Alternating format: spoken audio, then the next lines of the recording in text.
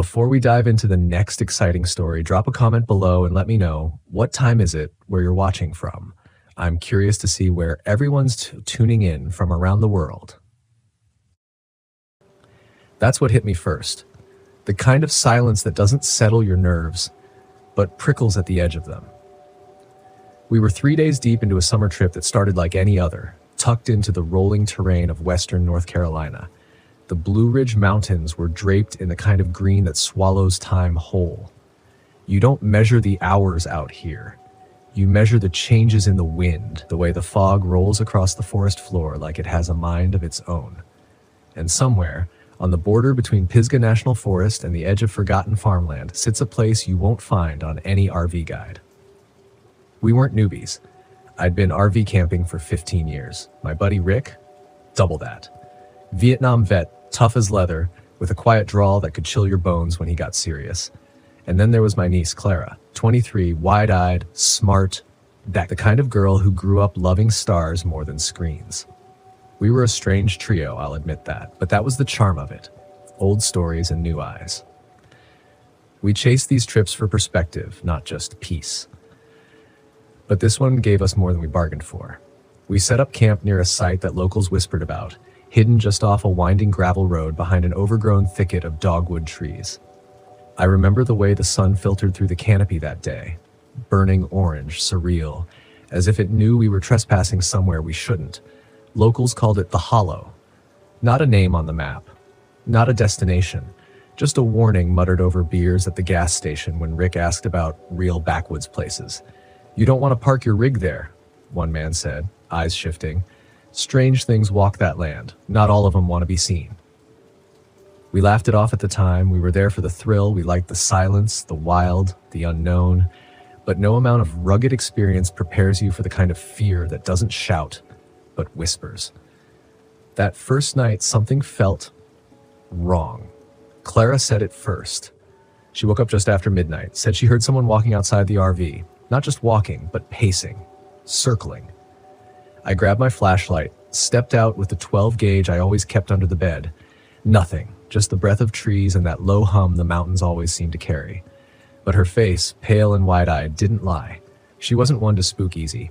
So I stayed up, watching the tree line, feeling that silence press closer like fog. It's not the kind of fear you name, it's the kind that lives under your skin.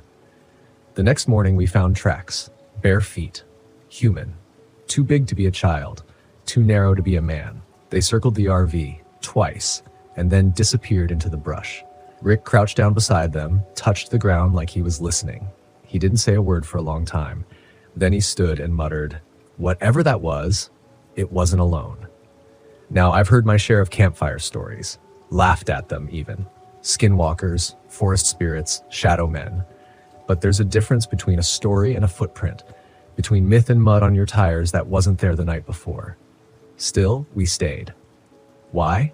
Because we didn't want to believe it. Because we were proud. Because people like us don't run from things we can't explain. We try to understand them, that's what we told ourselves. But the Hollow doesn't want to be understood. It wants to be remembered. That second night, things escalated. At 2:37 a.m., the RV lights flickered. No wind, no storm. The generator was full. I stepped outside again, flashlight beam cutting through thick darkness. And that's when I heard it, a second set of breathing. Low, slow, mirroring mine. I froze. Every instinct screamed to run, but I held my ground, because in these woods, sometimes moving is what gets you followed.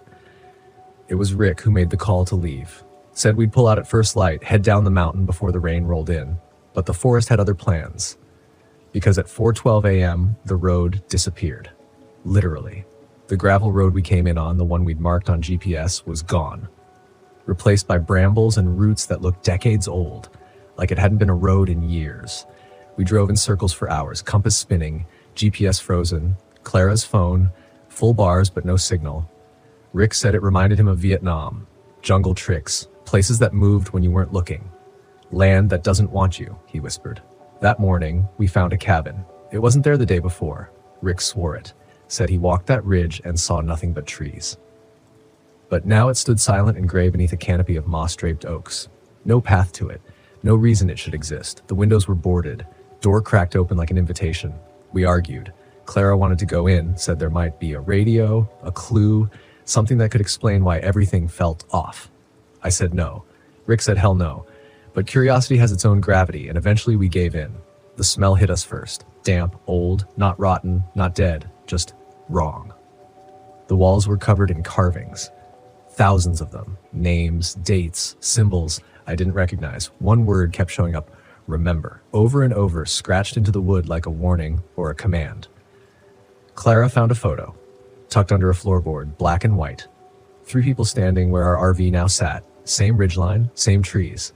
But the photo was dated 1954, and the middle figure looked just like Clara. Same hair, same eyes, same scar above the right eyebrow. She dropped it. Rick swore. I backed out of that place so fast I didn't realize my hands were shaking. We ran back to the RV. No sign of animals, no sign of other people. But now, new footprints, children's feet, dozens of them. Encircling the camper, leading into the woods, disappearing behind the same tree line where we'd found the first tracks. We didn't sleep that night, didn't eat. We just sat in silence, waiting for dawn. And when the light finally broke, the road returned. Just like that, like it never left. We left that place in silence, wheels spinning like we were fleeing a war zone. No words, no goodbyes, just silence. But even now, months later, the hollow doesn't leave you. It clings. Clara dreams of the cabin. Rick doesn't talk about it. And me? I haven't camped since, but I learned something out there, something deeper than fear. Something truer than any brochure or glossy YouTube highlight reel. The land remembers, and sometimes it wants you to remember too. Not every place in America is meant to be camped on. Not every path is meant to be followed, and not every silence is peace. Some silences are a warning, a dare, a story trying to be heard. Somewhere down that winding mountain road where pine needles fall like whispers and the horizon folds into itself, we left something behind. Or maybe it followed us. Because the hollow has a way of planting seeds inside you. Quiet, invisible roots that curl around your memory, tugging when you least expect it. There's a truth about the wild that polite conversation never mentions. The wilderness is not empty. It's watching. And sometimes it remembers your fact. 2 weeks after we returned, Clara called me. It was 3 a.m., that hour when nightmares tend to walk beside you instead of hiding under the bed. She said she'd woken up to tapping on her bedroom window. Her apartment is on the 3rd floor. She didn't scream. Clara's tougher than most. She just whispered through the phone, "Uncle." It's the same rhythm, same as the footsteps around the RV. I didn't tell her what I saw the night before. The its eyes scratched out. I burned it without thinking, but the smoke carried something strange, like pine and rot and memories I never had. And that's when I realized the story wasn't over. Because the hollow doesn't just haunt the land. It marks you.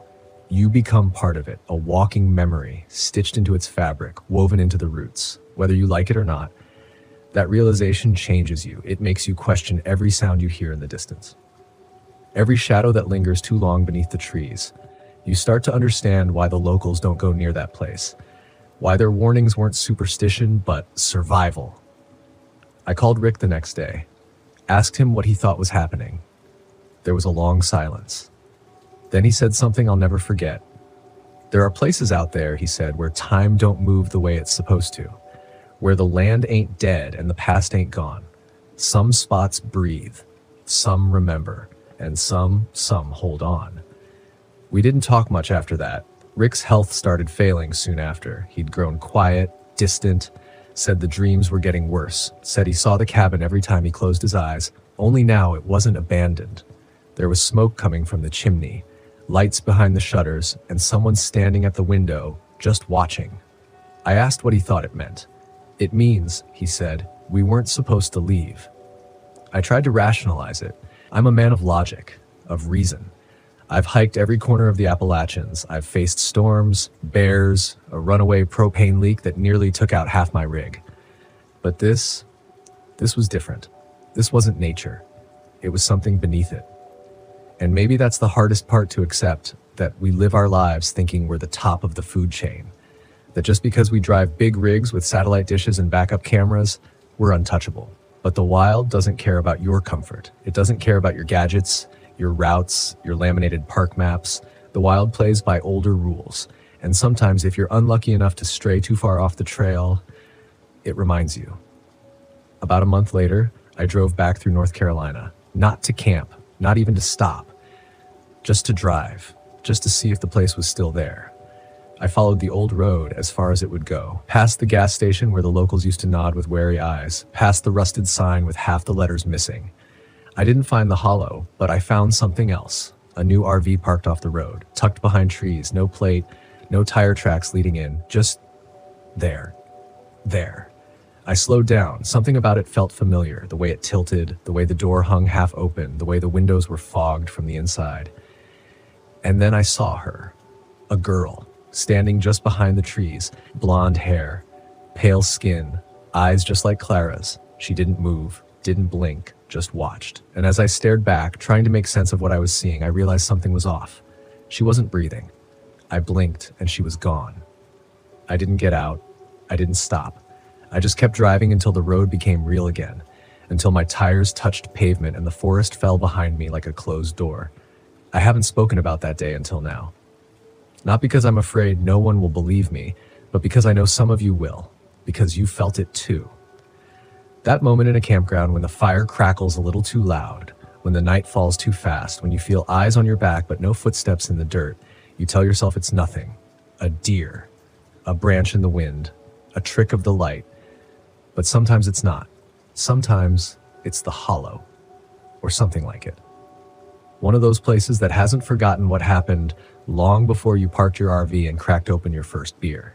I share this not to scare you off the road, not to keep you from the joy of the wild, but to remind you of something older than fear.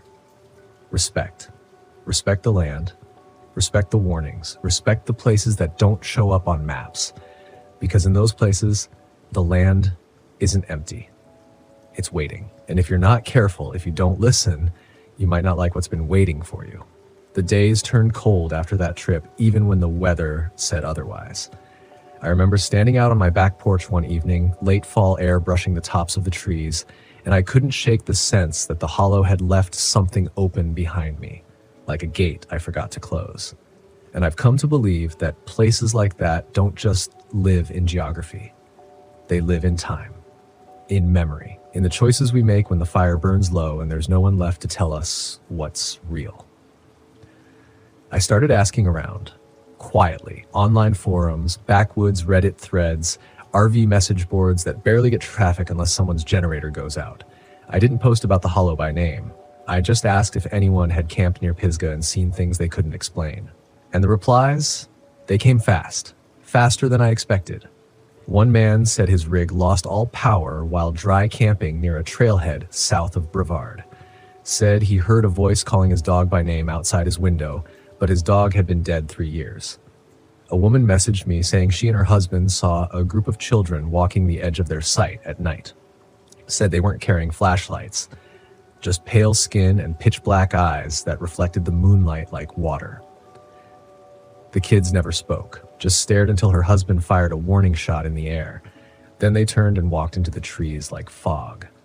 Another story, this one from a solo camper who set up near Linville Gorge. He woke up to find handprints, hundreds of them, pressed into the dew on the outside of his RV. Small, human, all facing inward. That's when it hit me. This wasn't a story about our trip anymore. This was about a pattern, something woven into the deeper roots of the Carolinas. Something old. Older than memory. Older than words. You see, the scariest thing about the hollow wasn't the shadows or the footprints or the silence. It was that it wasn't alone. That it was part of a network, a buried thread of forgotten places scattered through these mountains. Places that speak when you stop listening. Places that follow you home. I had to go back, not out of curiosity this time, not to prove something, but because I needed to understand. I needed to face whatever was waiting, not out of bravery, but because sometimes the only way out of a haunting is through it. I didn't tell Clara, didn't even tell Rick. I loaded up the rig, took only what I needed. No electronics, no comforts, just a compass, a map older than me, and a promise in my chest that I wouldn't stop until I found the truth. When I crossed into Western North Carolina, everything felt different. Not wrong, just awake. The leaves didn't rustle. They whispered. The sun didn't shine, it hovered. And the road, well, It didn't curve so much as it coiled like something alive. I didn't use GPS, just my gut and a worn topographical map I'd picked up from a ranger station 20 years ago. I figured the hollow wouldn't show up, not directly. It would need to be found the way all lost places are found, by surrendering to the wild and letting it decide whether you're worthy. 3 days in, I came upon a clearing. Not the same one from before, but familiar. Trees stood in unnatural formation, almost like rows, like something had been planted there long ago and forgotten, and at the center, a stone circle, worn smooth by time and weather, but not broken, as if something still used it. I parked 50 feet back, shut off the engine, and waited. Hours passed. Night came. And then, the voices. Not loud, not angry, just talking. Like people having a conversation you're not supposed to hear. No language I recognized, just tone, rhythm, old, purposeful. It came from the trees all around me, and for the first time in my life I felt small, like a child peeking through a keyhole at something sacred. Then the smell hit me. Smoke, not from my rig, not from firewood, from the cabin. I turned slowly and there it was. Again, in a different place, at a different time, but the same exact structure, the same sagging roof, the same boarded windows, the same sense of wrongness that pulled at my ribs. But this time, the door was open, and there was light inside. I should have left. I know that now. I should have walked back to the RV, turned the key, and driven until the tank bled dry. But I stepped forward. Every footfall felt like betrayal. Every breath like trespass. But I couldn't stop. The closer I got, the more I felt like I was being invited, like something inside wanted me to see. When I crossed the threshold, the air changed. Warm, heavy, full of stories I'd never lived. The walls were the same, the names were still there, the carvings, the symbols. But now they glowed faintly, like embers under the bark. And at the center of the room, a table. Just one item on it. A journal, leather-bound, thick. Its cover etched with a symbol I didn't recognize but felt deep in my chest. I opened it. Inside, pages and pages of entries, handwritten in the same style spanning decades. Names of campers, descriptions of sightings, warnings, all different handwriting, all ending the same way. A final line, always the same: the land remembers, and now so do you. That's when the wind picked up, not outside, but in the cabin. Swirling like breath, pages flipped, lights dimmed, and then I saw it, a mirror, hidden in the corner. And in its reflection, I wasn't alone. Something stood behind me. Tall, lean, not a person, not an animal, something shaped like both and neither. Watching, not threatening, not welcoming, just remembering. I turned. Nothing there, but I knew what I'd seen. The moment I stepped outside, everything changed. The cabin was gone, not vanished, just faded into the trees like a ripple closing behind a stone. And in that moment, I knew what the hollow was. It wasn't a place, it was a threshold, a test, a guardian of memory, of stories too old to tell around campfires, of truths we've paved over with asphalt and forgot in our hunger for the next great view. It lets you in, not to scare you, but to teach you, to remind you that nature isn't just a background to your Instagram photos. It's alive, and some parts of it remember what we forget. When I finally made it back to the RV, it was almost dawn. Light hadn't crested the hills yet, but the black of night was softening, and the forest stood still, like it was holding its breath. I climbed into the driver's seat and sat there, hands on the wheel, staring at the clearing behind me. The trees didn't move, the wind didn't blow, but the air watched me. I didn't turn the key. Not yet. Because I finally understood what the hollow had been trying to show me. Not fear, not horror, not some twisted tale to send me running home like a ghost story passed around the campfire. No, this was something deeper, something human, humility. We roll into these places in machines louder than the wind, brighter than the moon, full of groceries and Wi-Fi signals and playlists made to drown out silence. We arrive with expectations. We demand beauty, comfort, entertainment. We take what we need, snap our photos, empty our tanks, and leave footprints like we own the ground. But we don't own any of it. And if you're lucky, if you're very lucky, some places remind you of that. They whisper when the rest of the world screams. They show you what it means to belong to the land instead of trying to conquer it. They teach you what silence sounds like when it has a memory. That's what the hollow gave me, and it's what it's still giving me even now. Because I left that place changed. I stopped chasing perfect campsites. I started listening to the land. I learned to pay attention not just to weather and terrain, but to energy, to stories buried beneath moss and rock, to the feel of a place when the sun goes down and the fire goes out. Clara stopped having the dreams. Rick passed away a few months later, peacefully, quietly, in his sleep. The last message he ever sent me was a photo of the mountains at dusk with one line typed beneath it. We were just visitors, but we got to see it. I knew what he meant. I didn't need more, because that's what all of this is, really. Every RV trip, every campground, every eerie story you whisper to your neighbor when the lights are low. It's not about fear, it's about remembrance of a time before pavement, of places still breathing, of lessons that don't come from books or phones or campground reviews, but from dirt under your nails and echoes in the trees. From waking up and realizing that some of the most terrifying experiences are also the most sacred. So if you're out there, planning your next adventure, chasing the next great park or boondocking spot, hoping for quiet nights and beautiful views, I ask you this: are you listening? Are you listening when it gets too quiet? Are you listening when the trees lean in a little too close? Are you listening when the land pauses just long enough for you to wonder whether something's about to reveal itself? Because there are places like the Hollow tucked all across this country. In the valleys of Oregon, the swamps of Louisiana, the mesas of Arizona, the forgotten coal trails of West Virginia. Places that don't want your likes. They want your respect. And if you give it, if you slow down, look around, and truly feel what's beneath your tires, you might just find yourself in a story that no one else will believe. But you'll know it happened. Your rig will know it too. Every dent, every mud-slicked wheel well, every broken antenna and burned-out light tells the truth. The kind of truth that never needs to be spoken aloud.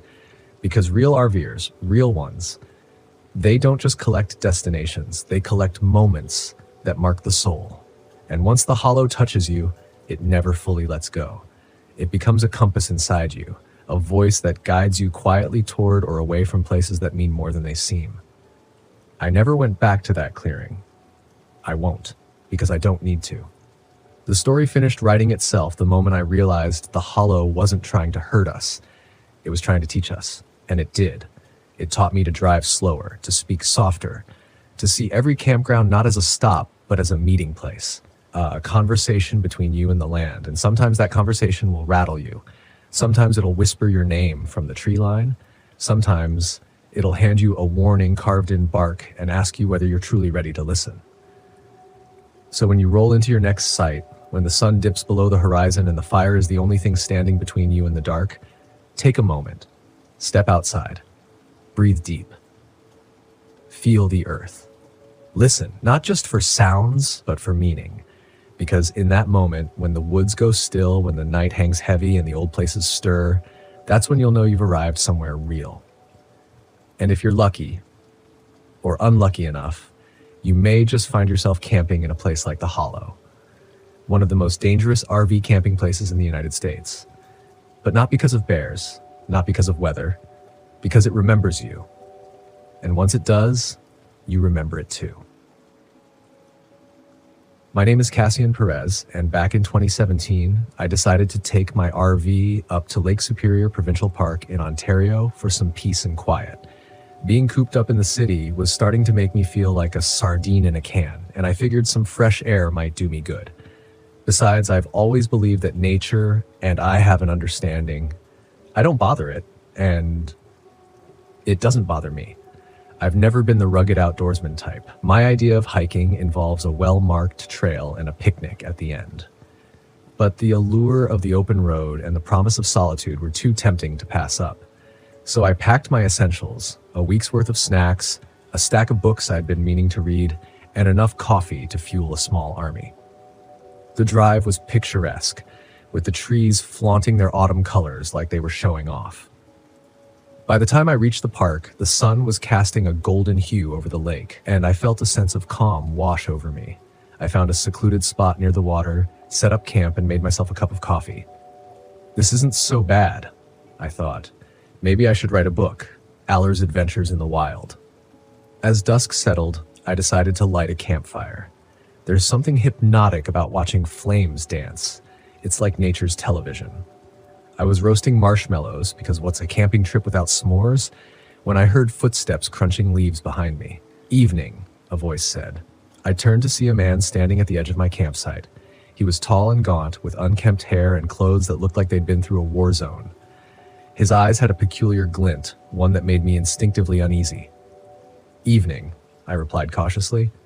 "Can I help you with something?" "Just passing through," he said, smiling in a way that didn't reach his eyes. "Name's Jediah, but folks call me Jed." "Aller," I offered, not that he asked. "Beautiful night, isn't it?" He stepped closer, eyeing the marshmallows. "Sure is. Mind if I join you for a bit?" Every alarm bell in my head was ringing, but I didn't want to be rude. Actually, I was just about to turn in, long drive and all. He tilted his head, the smile fading. "Fair enough. You take care now?" "Will do," I said, watching as he disappeared into the shadows. I let out a breath I hadn't realized I'd been holding. "Well, that wasn't creepy at all," I muttered, deciding it was indeed time to call it a night. I extinguished the fire and secured the RV. The next morning, I woke to the sound of birds chirping and the smell of pine. I convinced myself that I'd overreacted the night before. Maybe Jed was just a harmless drifter. After breakfast, I decided to explore a nearby trail. I left a note on the dashboard, a habit from watching too many true crime shows, grabbed my backpack, and set off. The trail was serene, with sunlight filtering through the canopy and leaves crunching underfoot. I was about an hour in when I noticed something odd. A campsite just off the path, but it looked abandoned. Curious, I ventured closer. Tents were collapsed and belongings were strewn about as if the occupants had left in a hurry. Unease settled in my stomach. This is how people end up in horror movies, I joked nervously to myself. I decided to head back. As I turned, I nearly bumped into Jed. "Whoa, you startled me," I exclaimed. "Sorry about that," he said, though he didn't sound sorry at all. "What brings you here?" "Just hiking," I replied, trying to sound casual. "You?" "Same," he said, his gaze fixed on me. "Shame about what happened here." "Yeah, looks like they left in a hurry," he chuckled softly, "or something made them leave." I swallowed hard. "Well, I should get going." "Don't let me keep you," he said, stepping aside. I walked briskly back to the trail, out of feeling his eyes on me the whole time. By the time I reached my RV, my heart was pounding. Maybe it's time to move on to another site, I thought. I started packing up when I heard rustling behind me. I spun around, half expecting Jed, but it was another man, this one wearing a park ranger uniform. "Sorry to startle you," he said. "I'm Ranger Thompson, just making my rounds." "Oh, thank goodness," I sighed in relief. "Everything all right? You look a bit shaken." I debated whether to mention Jed, but decided I might sound paranoid. "Just had an odd encounter earlier. Do you know a man named Jedediah around here?" The ranger's expression darkened. "Jedediah Clark?" "Yeah, goes by Jed," he nodded grimly. "We've had reports about him. I'd advise you to be cautious. He's not well." "Not well how?" I pressed. "Look, it's probably best if you relocate to a more populated area of the park," he suggested. "Safety in numbers." "Understood," I said, feeling a knot in my stomach. "Thanks for the warning." As he left, I hurried to finish packing. Just as I was about to start the engine, I realized I'd left my map on the picnic table. I stepped out to grab it when something heavy struck me from behind. Everything went black. I awoke to a splitting headache and found myself tied to a chair inside what looked like an old cabin. The room was dimly lit by a single lantern, casting eerie shadows on the walls adorned with hunting trophies. "Rise and shine," came Jed's voice from the darkness. "What do you want?" I demanded, struggling against the ropes. He stepped into the light, a sinister smile playing on his lips. "Company. Is that too much to ask?" "Kidnapping isn't exactly the way to make friends," I retorted. He laughed. "Oh, but we're past pleasantries now. Look, if it's money you want..." "Money?" he interrupted. "You think this is about money?" "No, Aller. This is about survival." "Survival?" He began pacing. "City folks like you come here thinking you own the place, leaving your trash, making noise, disrupting the balance. I'm sorry if I..." "Too late for apologies," he snapped. "You and your kind are a blight." "You're not making any sense," I said, trying to keep him talking while I worked at the knots. He pulled out a hunting knife, examining it thoughtfully. "Sense? Sense is living off the land, respecting its laws, not hiding in metal boxes on wheels." "Okay, noted." I'll just be on my way and promise to leave nature untouched, I said. He shook his head slowly. Can't let you do that. Before I could respond, there was a loud bang on the door. Jedediah Clark, this is Ranger Thompson. Open up. Jed's eyes flickered with rage. You just couldn't stay quiet, could you? As he moved toward the door, adrenaline surged through me. I managed to loosen the ropes enough to free one hand. Without thinking, I grabbed a heavy wooden stool and swung with all my might. The stool connected with his shoulder, causing him to drop the knife and stumble. You little, he growled. I didn't wait for him to finish. I bolted for the back door, bursting into the cool night air. Later, I learned that Jedediah Clark was a former survivalist who lost his grip on reality after a tragic accident claimed his family. He turned his anguish into misplaced vengeance against anyone he deemed an intruder. Next time someone suggests a nature trip, I'll politely decline and say, I'm outdoorsy in that I like having drinks on patios. I've always loved the quiet. That's the real reason I camp alone and hike alone. It's not about proving anything to anyone. It's about the silence. The kind of silence that presses against you like a weight, smoothing out the chaos of everyday life. Out here, far from deadlines and the blaring traffic, I can hear my own thoughts. But it's a fragile thing, the peace that the wilderness offers. I've learned that the quiet can also play tricks on you, turn on you. That's what happened to me in the San Juan National Forest. I'd been camping alone plenty of times before, but this trip was different. I still have trouble putting it into words. All I know is that the silence stopped being my friend somewhere on the second day. I'd planned to be out there for 4 days, just long enough to clear my head and reset. The spot I'd picked was remote, a stretch of dense forest near Pagosa Springs that even the locals didn't visit often. It was perfect, or so I thought. The first day went like it always does. The drive up was uneventful, and after a few hours of hiking, I found the perfect campsite. It was tucked away by a creek, surrounded by towering pines, with a small clearing just big enough for my tent and fire pit. I felt that familiar rush of excitement as I set up camp, the freedom of being out here completely alone, with nothing but wilderness around me. That first night was easy. I sat by the fire, listening to the water rush over the rocks in the creek. I wrote in my journal a bit, mostly just notes about the hike and some thoughts about work. Then I crawled into my tent, ready to sleep. The silence was comforting at first, as it always is, but I woke up in the middle of the night to something strange. It was subtle, just a faint whispering sound like the wind picking up through the trees. I brushed it off, telling myself it was nothing, and eventually drifted back to sleep.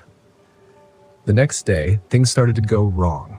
I woke up later than I'd planned, the sky already a pale blue overhead. My stove was acting up, which was weird because it had worked fine the night before.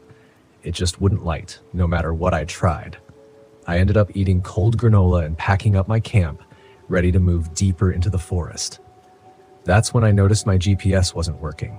I'd had reception when I camped here before, but now my phone was useless, no signal at all. I wasn't worried yet though. I'd brought a map and I knew the area well enough to navigate without technology. Still, the feeling that something wasn't right settled in, and I couldn't shake it. The hike was harder than I expected. My legs felt heavier, like the air itself was weighing me down, and the forest was quiet. Too quiet. Normally you'd hear birds or the occasional rustle of squirrels in the underbrush, but today it was just still. The silence felt unnatural. I found another campsite by late afternoon, a little further into the woods next to a meadow that looked untouched. I set up my tent quickly, eager to get a fire going, but as I worked, the feeling of being watched crept up on me. I couldn't shake it. Every time I glanced over my shoulder, nothing was there, just trees and shadows, but the sensation wouldn't leave. That night, I heard the whispers again. This time, they were louder, clearer, and they weren't random. They were saying something, my name. I sat up in my tent, my heart pounding. The sound was faint but unmistakable, drifting on the breeze from somewhere just beyond the clearing. I grabbed my flashlight, unzipped the tent, and shone the light into the trees. Nothing. The forest was still, the fire flickering in the corner of my vision. I stood there for a long time, listening, but the whispering had stopped. It was just the wind. It had to be. Still, I couldn't shake the feeling that I wasn't alone. By the third day, I was exhausted. I hadn't slept much the night before, and the feeling of unease had only grown stronger. My gear wasn't cooperating either. When I tried to pack up my tent, I found that the poles had bent. They were new, barely used, but somehow they were warped, like something had twisted them while I slept. It didn't make sense. The whispering was back too, even during the day. It followed me as I hiked, a faint sound on the edge of hearing, like someone walking just out of sight. I kept telling myself it was the wind, but deep down, I knew something wasn't right. I wasn't alone out here. Then there was the whistling. It started around midday, just after I'd set up my third camp. At first, I thought it was a bird, but the sound was too deliberate, too human. It came from somewhere deep in the woods, a high, clear note that echoed through the trees. I froze, listening. The sound grew louder, closer, then stopped as suddenly as it had begun. I called out, hoping it was another hiker, someone who'd stumbled across my camp, but there was no response, just silence. I tried to stay calm, but the sense of being watched was overwhelming. Now it felt like something was circling me, just beyond my vision, waiting. That night, the whispers didn't stop. I lay in my tent, wide awake, listening as the sound of my name drifted through the trees. It was faint at first, like it had been the night before, but as the hours passed, it grew louder, more insistent. Dylan. I grabbed my flashlight and stepped outside, the cold night air biting at my skin. The fire had died down, casting long, flickering shadows across the clearing.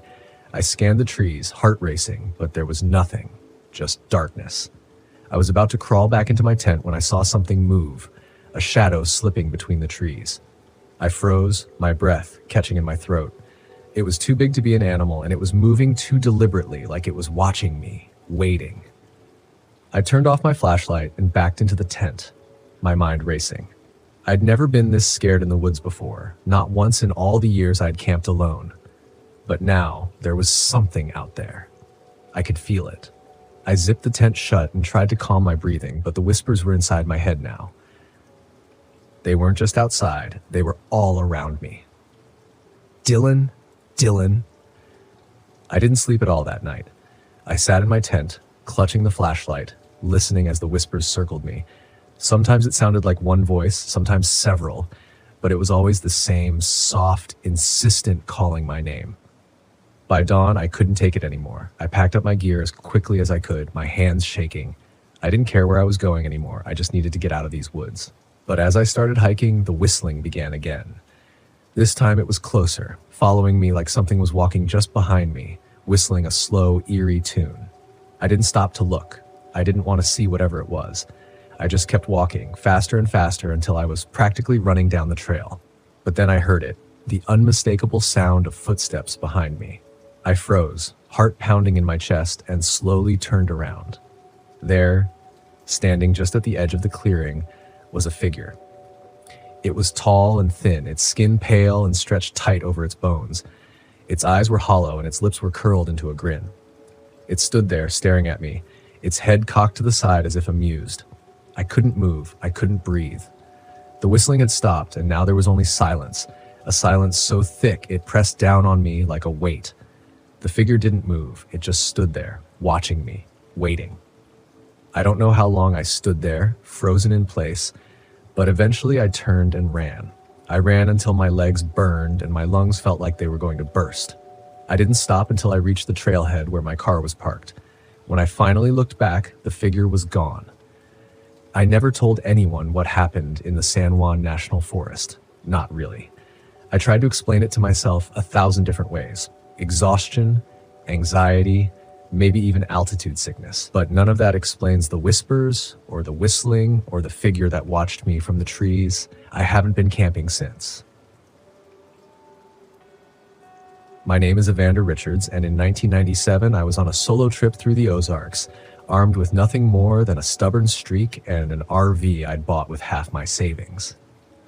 I thought I'd find peace, maybe some space to decompress. I didn't expect that by nightfall I'd be barricaded inside, wondering if this guy I had just met might actually kill me. It started simple. I was halfway between St. Louis and nowhere, camping just off a little-known gravel road by a creek that the locals said ran dry every summer. It was a quiet spot, no one around except for a couple of distant hikers. But I'd found a decent clearing for the RV and settled in. The evening started out nice enough. I made some coffee and had a lukewarm hot dog off the portable grill. No complaints. That's when I heard the footsteps. Now, I'm used to hearing animals around here, especially in these parts, but this was heavy, slow, and calculated. The sound of someone who didn't need to rush.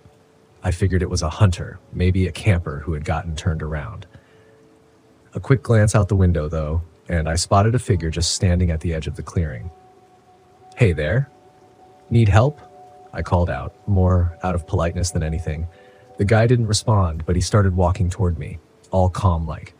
And when he finally got close enough, I could see he was younger than I expected, maybe early 20s, scruffy beard, hollowed-out cheeks, and a sort of distant look that put me on edge. I asked him again, "You lost or something?" He finally nodded, but it didn't feel right. His face was expressionless, like he was concentrating on something other than the conversation. When he spoke, his voice came out low and dry, like he hadn't used it in a while. "Just passing through," he said. Well, passing through meant getting off my property, but I didn't say that out loud. Instead, I offered him some water and a seat by the fire. Maybe I was being too nice, but when you're out in the woods, you can't just turn your back on folks.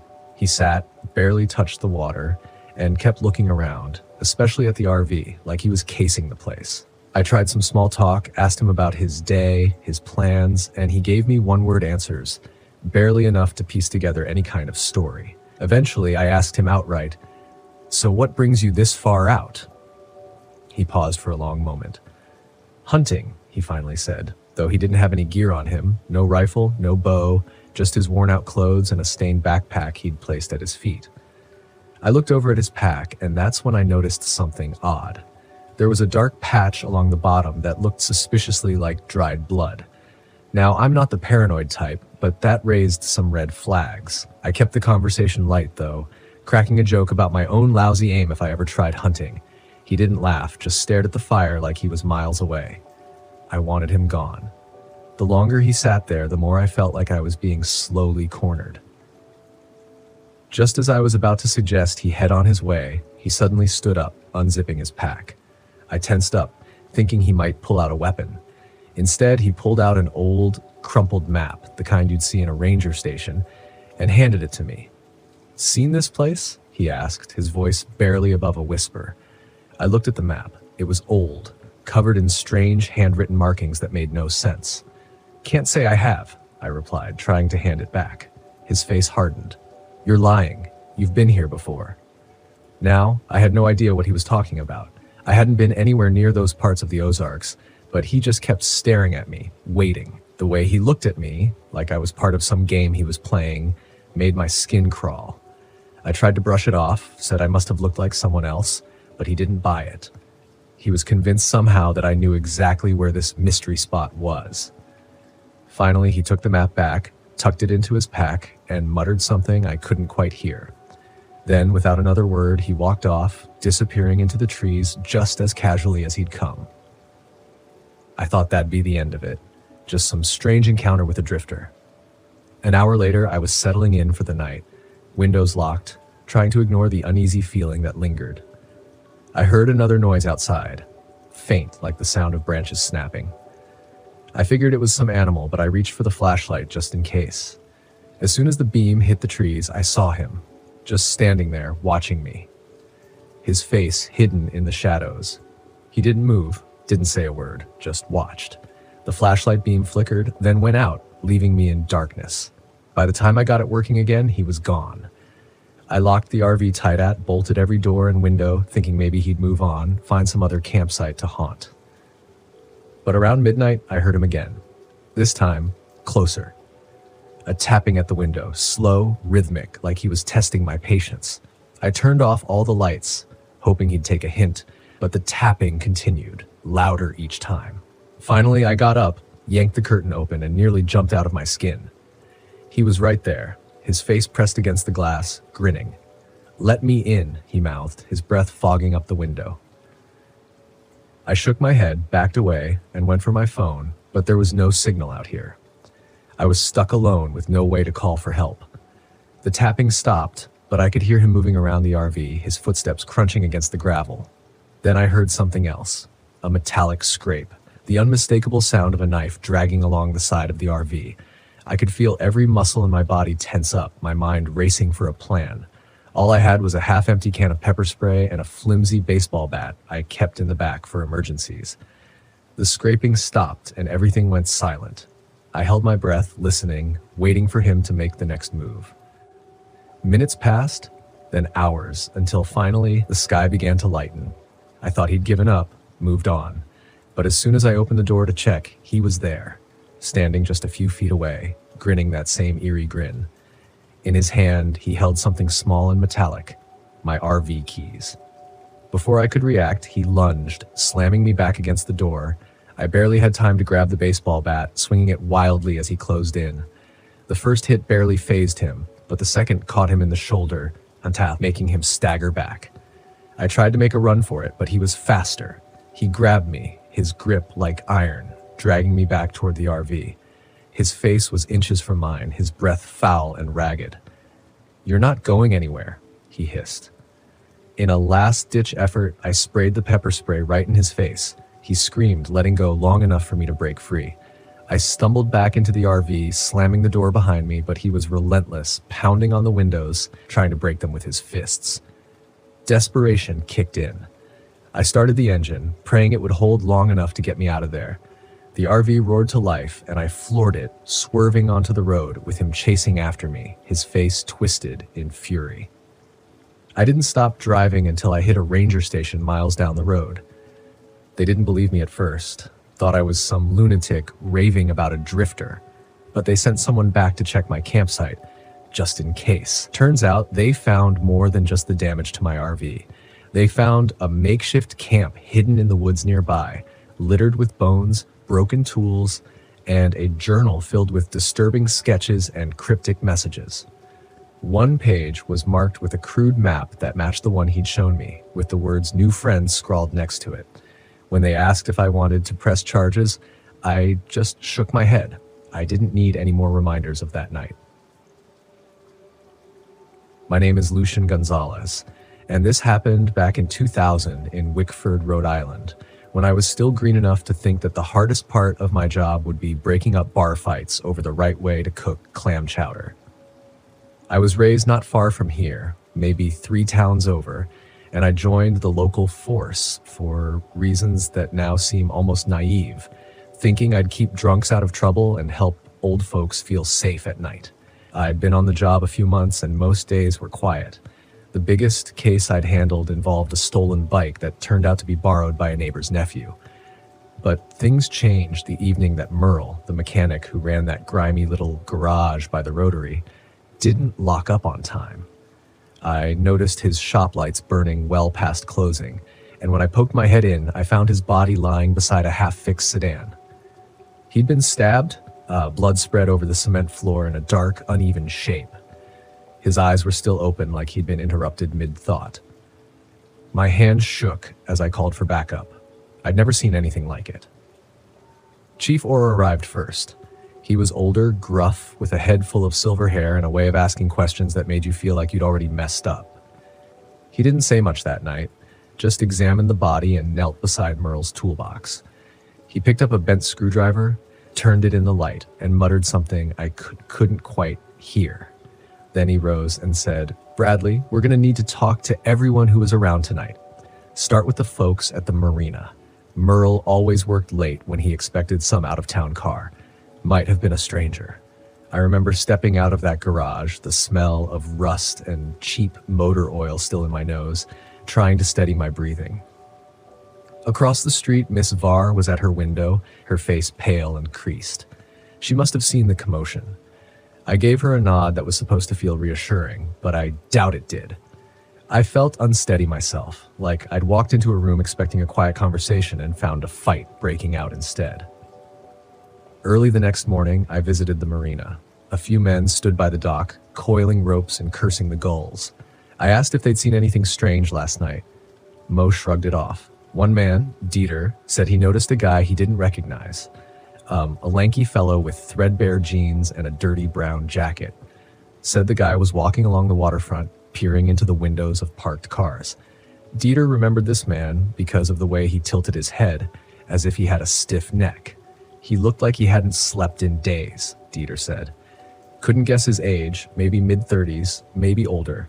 He had this thin mustache and a sunken face, like he'd been living on nothing but coffee. Dieter went to talk to others, but nobody offered more than that.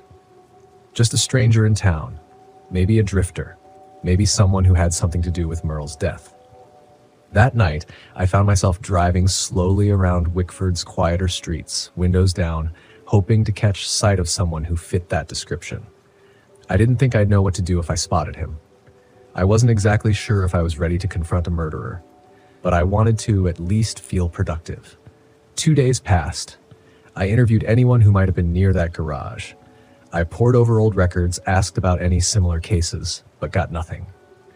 Then, on a damp Wednesday afternoon, we got another call. A fisherman named Roy was found dead behind the fish market. Same pattern, a knife wound. Nobody had heard a struggle. This time there were muddy footprints leading away toward the back alley. We measured them, men's size, about 10.5, and noted that the man likely dragged something along with him. There were scratches on the pavement, maybe from a broken crate he stepped over, or maybe from a piece of metal he carried. I felt my stomach twist. 2 murders in a week. Both victims town regulars. Roy was a kind man who gave free clams to kids on weekends. Seeing his body face down and cold made everything feel wrong. It pressed into my head the idea that I couldn't just patrol for unlocked doors and petty theft anymore. There was a killer here, someone who moved fast and silent, then vanished. After Roy's murder, the tension around town grew. The local diner stayed crowded later, people clustering inside for safety. Chief Orr didn't give me much direction beyond keep asking around, as though he hoped I'd stumble into a clue. I tried not to show my fear, but my voice cracked when I told my neighbor Ruth to lock her doors. I made lame jokes about learning karate from a VHS tape, trying to keep things light, but nobody laughed. That Thursday night, I sat in the station house, just me and Deputy Cruz. He was older, always chewing gum. We were checking leads when we got a call from old Miss Vanny. She whispered that she saw a man outside her backyard, bending over something near her tool shed. Cruz and I rushed out, cruiser headlights cutting through the dark. We found footprints in the damp soil. No man. But we found something that made my heart pound. A bloody rag tucked under her porch steps. It smelled awful. I felt sweat along my collar. Whoever we were after, he'd been creeping close to homes, maybe looking for another victim. For the next several days, nobody died. I was grateful but uneasy. It felt like he might be waiting for something. That weekend, Chief Aurora organized a patrol schedule that made our lives miserable. Cruz and I walked the streets at odd hours, peering into alleys and lots. I barely slept, kept picturing that stranger's narrow face in my mind. Late Sunday afternoon, I visited the marina again. The boats bobbed in the greenish water. The gulls made a racket. Out of the corner of my eye, I saw a man hunched over near an abandoned bait shack, tugging something out from behind a pile of old lobster traps. I approached, trying to appear casual. "Hello there," I called. He turned slowly. It was the man Dieter had described, thin face, mustache, jacket stained with who knows what, eyes ringed with tired shadows. He squinted at me like I was intruding on his personal business. "Evening," he said, voice quiet. I stepped closer, one hand near my holster. "I'm Lucien Gonzalez," I said. "Haven't seen you around before. You visiting?" He forced a grin. "Passing through," he said. Then he coughed and spat into the water. I noticed a slight tremble in his fingers and how he kept shifting his weight from foot to foot. "Heard about some trouble in town," he added, eyes narrowing. Eyes narrowing. "People getting hurt. That must be hard on a small force." I nodded, trying to read him. "We're managing," I said. "Say, what's your name?" He frowned. "Name's Victor." He wiped his mouth and stepped back. He smelled of sweat and rotting fish, like he'd been sleeping near spoiled catch. "I should get going," he said, turning away. Before I could press him, he slipped behind the shack and around the corner. By the time I followed, he was gone. All I caught was a glimpse of his jacket disappearing behind a stack of crates. I had nothing to hold him on. But I knew something about the way he spoke, something about that grin. It made me uneasy. That night, I told Cruz about Victor. We decided to keep an eye on the marina. We borrowed an old fishing skiff and stayed out on the water, watching the docks from a distance. Huddled together under blankets, we barely spoke, just sipped coffee and tried to stay awake. Around midnight, we heard a muffled cry. We scrambled out of the boat and onto the dock. The sound came from one of the old storage sheds behind the harbor master's office. We crept forward. "Police," Cruz called, a little louder this time. We heard a choking sound, then a heavy thump. The door to the shed was slightly open. I eased it open with my foot, flashlight high. Inside, a local handyman named Carl lay on the floor, his chest soaked in red. He wasn't moving. On the far side of the shed stood Victor, holding a long blade, his face twisted with anger. He looked startled to see us. Then he rushed forward. "Cruz, watch out!" I shouted, stepping in front. Victor swung the knife wildly. I jumped back, heart pounding, while Cruz tried to circle behind him. Victor slashed at Cruz's arm, opening a nasty wound. Cruz cried out and fell to one knee, clutching his arm. "Drop it!" I yelled, drawing my pistol. Victor sneered. He lunged toward me, the blade flashing in the weak light. I fired once, hitting him in the shoulder. He staggered but didn't go down. Instead, he threw himself at me, knocking me into a pile of old ropes. My back hit hard and the gun flew from my hand. Victor raised the knife again. I could smell his breath, stale and bitter, and see the sweat on his brow. I kicked at his knee, making him stumble. "Cruz!" I yelled. "The gun!" Cruz groaned, reaching out, trying to find the pistol, but it had slid under a crate. Victor's blade grazed my forearm. The pain was hot, immediate. I pushed him off and scrambled backward, grabbing a loose metal pipe from the floor. He rushed again, and I swung hard, catching him in the jaw. He grunted and fell sideways, the knife clattering to the ground. I grabbed his wrist and twisted. He howled and tried to break free. Cruz found the gun and aimed it at him, blood dripping from his own arm. "Don't move," Cruz shouted, his voice shaking. Victor froze, eyes flicking between us. I pressed my knee into his back and wrenched his arm up. He whimpered. I patted him down and yanked his knife away. My heart hammered, and I could barely think straight, but I knew we had him. We called for backup and an ambulance. Victor spat curses at us, calling us cowards, saying we had no idea who he was or why he did what he did. I didn't care about his motives right then. I cared about Cruz's wound and the bodies Victor had left behind. Carl was gone, just like Merle and Roy. The paramedics said nothing could be done. The quiet little marina now had a line of yellow tape and half the town staring. We booked Victor into custody. He said nothing after that initial outburst. Chief Auror looked relieved when he saw who we'd caught, though he didn't praise us. He just nodded and said, "Good work, Thompson." Cruz got patched up at the clinic, and I needed a few stitches on my arm. The doc asked me, "You okay?" I nodded, though I felt hollow. I spent the rest of that night in my small apartment, the TV off, sipping weak tea. I replayed the fight in my mind. I kept thinking of Carl's last moments, how scared he must have been. I thought of Victor's strange grin at the marina, the quiet way he slid into the shadows when I first met him. He was just a man. No special powers, no monstrous strength, just a desperate, violent man who chose to kill. For what reason? Money? Anger? Some twisted urge? I didn't know, and I guess I never would. But I realized something. Sometimes evil doesn't come dressed in cliches. Sometimes it's just a tired-looking man in a stained jacket passing through your town. The next morning, Wickford felt different. The dockside market opened late. The diners were quieter. People looked my way and nodded, thankful maybe, but not sure what to say. I still felt uneasy, like my job had changed forever. I'd never asked for heroic moments or epic showdowns. I wanted to keep things simple, to be the guy who told kids to wear helmets and helped old folks find their keys. But now, I knew what violence looked like when it crept into a small place like ours. Chief Auror told me Victor would face trial in Providence. We handed him off, and that was that. No fanfare, no big speeches, just paperwork and a bandage on my arm that I'd have to change daily. I kept my uniform pressed and my humor intact. But I knew I'd stepped into a new understanding of what it meant to wear that badge. Sometimes you find yourself alone in a shed, fighting against a killer with nothing but an old pipe in hand. I guess that's the kind of thing they never really teach you at the academy. And so it ended. But every time I passed that old marina, I remembered the sounds of that night. Cruz's shout, Victor's heavy breath and Carl lying still, and I wondered how close we came to losing everything. My name is Azriel Lucas, and back in 2013, I decided to take my RV up to Lake Louise in Bee National Park, thinking it was about time I embraced the great outdoors. I'm not exactly what you'd call a nature enthusiast. My idea of roughing it usually involves slow Wi-Fi. But after hitting 35 and realizing my most adventurous experience was trying sushi for the first time, I figured a change of pace wouldn't hurt. Armed with a freshly bought camping guide and an optimism that can only come from ignorance, I set out on a Friday morning. The drive was picturesque, with mountains towering on either side like silent guardians. I couldn't help but think I'd been missing out all these years, cooped up in my apartment with nothing but takeout menus and streaming services.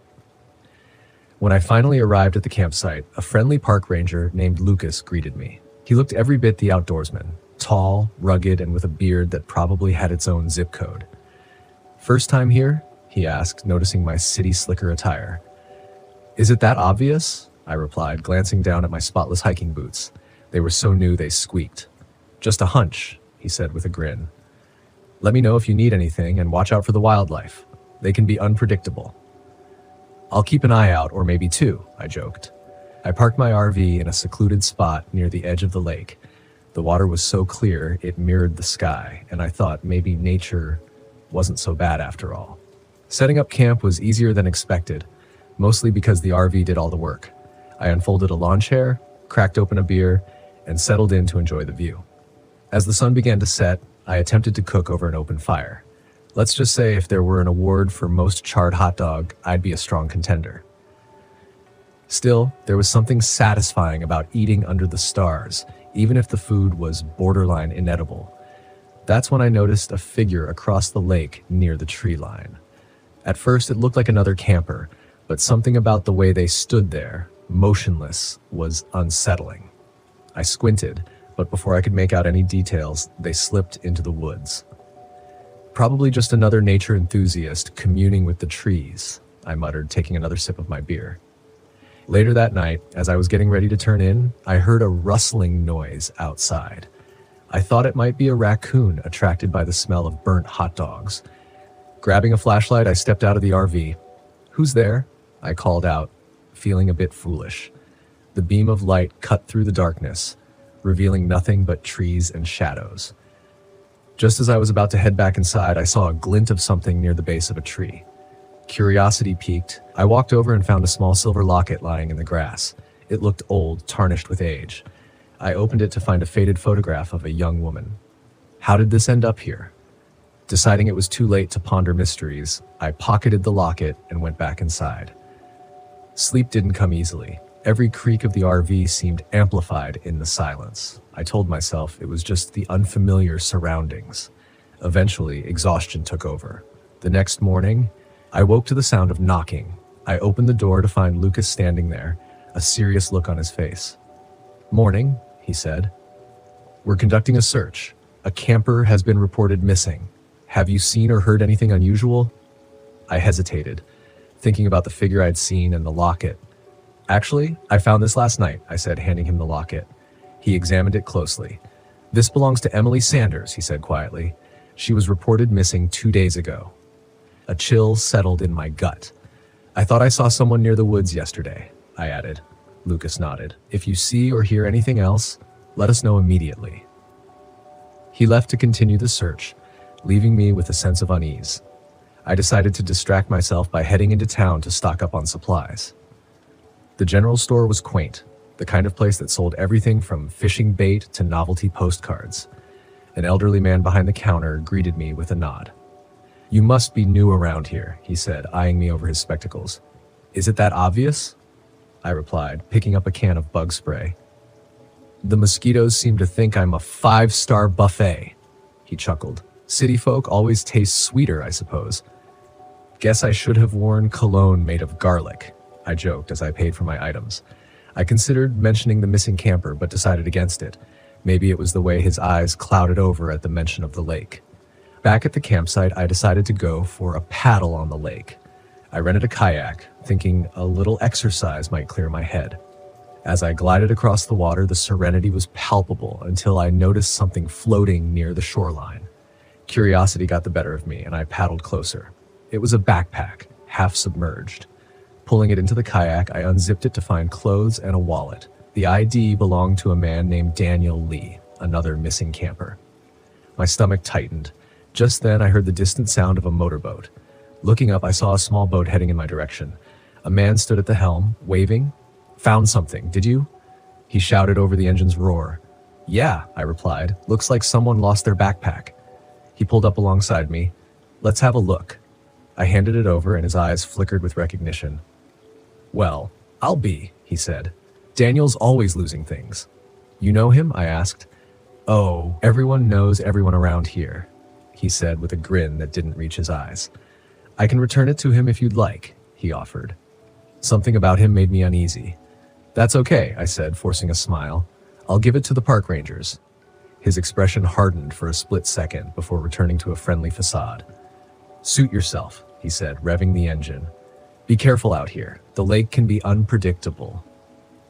With that, he sped off, leaving me bobbing in his wake. I returned ashore, my mind racing. Who was that man? And why did he seem so eager to take the backpack? I headed straight to the ranger station and handed over the backpack to a woman named Karen. She thanked me and assured me they'd look into it. Feeling restless, I wandered over to a bulletin board displaying missing person notices. Daniel Lee's face stared back at me, along with Emily Sanders and several others. How had so many people gone missing without making the news? I approached Karen again. "There seem to be a lot of missing people around here," I said. She sighed. "It's been a tough year. Folks come out here unprepared, underestimate the wilderness." "Is that all it is?" I asked. She looked at me thoughtfully. "You should enjoy your vacation. Leave the worrying to us."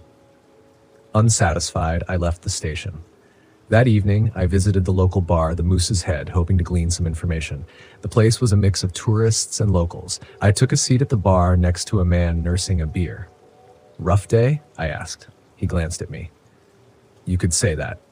Tell me about it." "I came here for some peace and quiet, and now I'm in the middle of a missing persons mystery." He raised an eyebrow. "You talking about the campers?" I nodded. "Seems like no one wants to talk about it." He took a sip of his beer. "People around here are superstitious. They think the woods are haunted." I smirked. "Do you believe that?" He shook his head. "No, but I do believe there's something out there." "Like what?" He leaned in. "There's talk of a man who lives deep in the forest. Some say he's a former military type who went off the grid." "You mean Victor?" I asked, recalling the name. The man stiffened. "You've met him?" "Briefly. He gave me the creeps. Stay away from him," he warned. "He's dangerous." Before I could ask more, he got up and left. Back at the campsite, I couldn't shake the feeling of being watched. I double-checked the locks on the RV and kept a flashlight within reach. Sleep was fitful, filled with fragmented dreams. At one point, I thought I heard footsteps outside, but when I looked, there was nothing. The next morning, I'd had enough. I began packing up, ready to cut my trip short. As I was throwing away the last of my gear, I noticed a piece of paper tucked under the windshield wiper. Unfolding it, I read, "Leave while you still can." My heart raced. Was this a threat or a warning? I headed to the ranger station, but found it deserted. Frustrated, I decided to find Lucas. Driving along the main road, I spotted his truck parked near a trailhead. I followed the path, calling out his name. After about 20 minutes, I stumbled upon a clearing. In the center stood a cabin, old and weather-beaten. Against my better judgment, I approached. The door was ajar. Inside, the place was a mess, papers strewn about, maps pinned to the walls. Then I saw it, a wall covered in photographs, images of the missing campers, all marked with red X's. My own photo was among them, circled in red. A floorboard creaked behind me. I spun around to see Victor standing there, a twisted smile on his face. "Henner, you just couldn't leave well enough alone, could you?" he said. "What is this?" I demanded, gesturing to the wall. "An unnecessary collection," he replied, "to cleanse the area of intruders." "You're hurting innocent people," he shrugged. "Sacrifices must be made to protect the land." I edged toward the door, but he blocked my path. "I'm afraid I can't let you leave," he said, pulling out a hunting knife. Desperate, I grabbed a chair and threw it at him. It caught him off guard, just giving me a split second to dart past. I sprinted into the woods, adrenaline fueling my escape. Branches whipped against my face, roots threatened to trip me. I could hear Victor crashing through the underbrush behind me. Suddenly, I broke into a clearing and collided with someone. It was Lucas. "Help!" I gasped. "Victor, he's after me." Lucas's eyes widened. "This way." He led me to a hidden path that wound back toward the lake.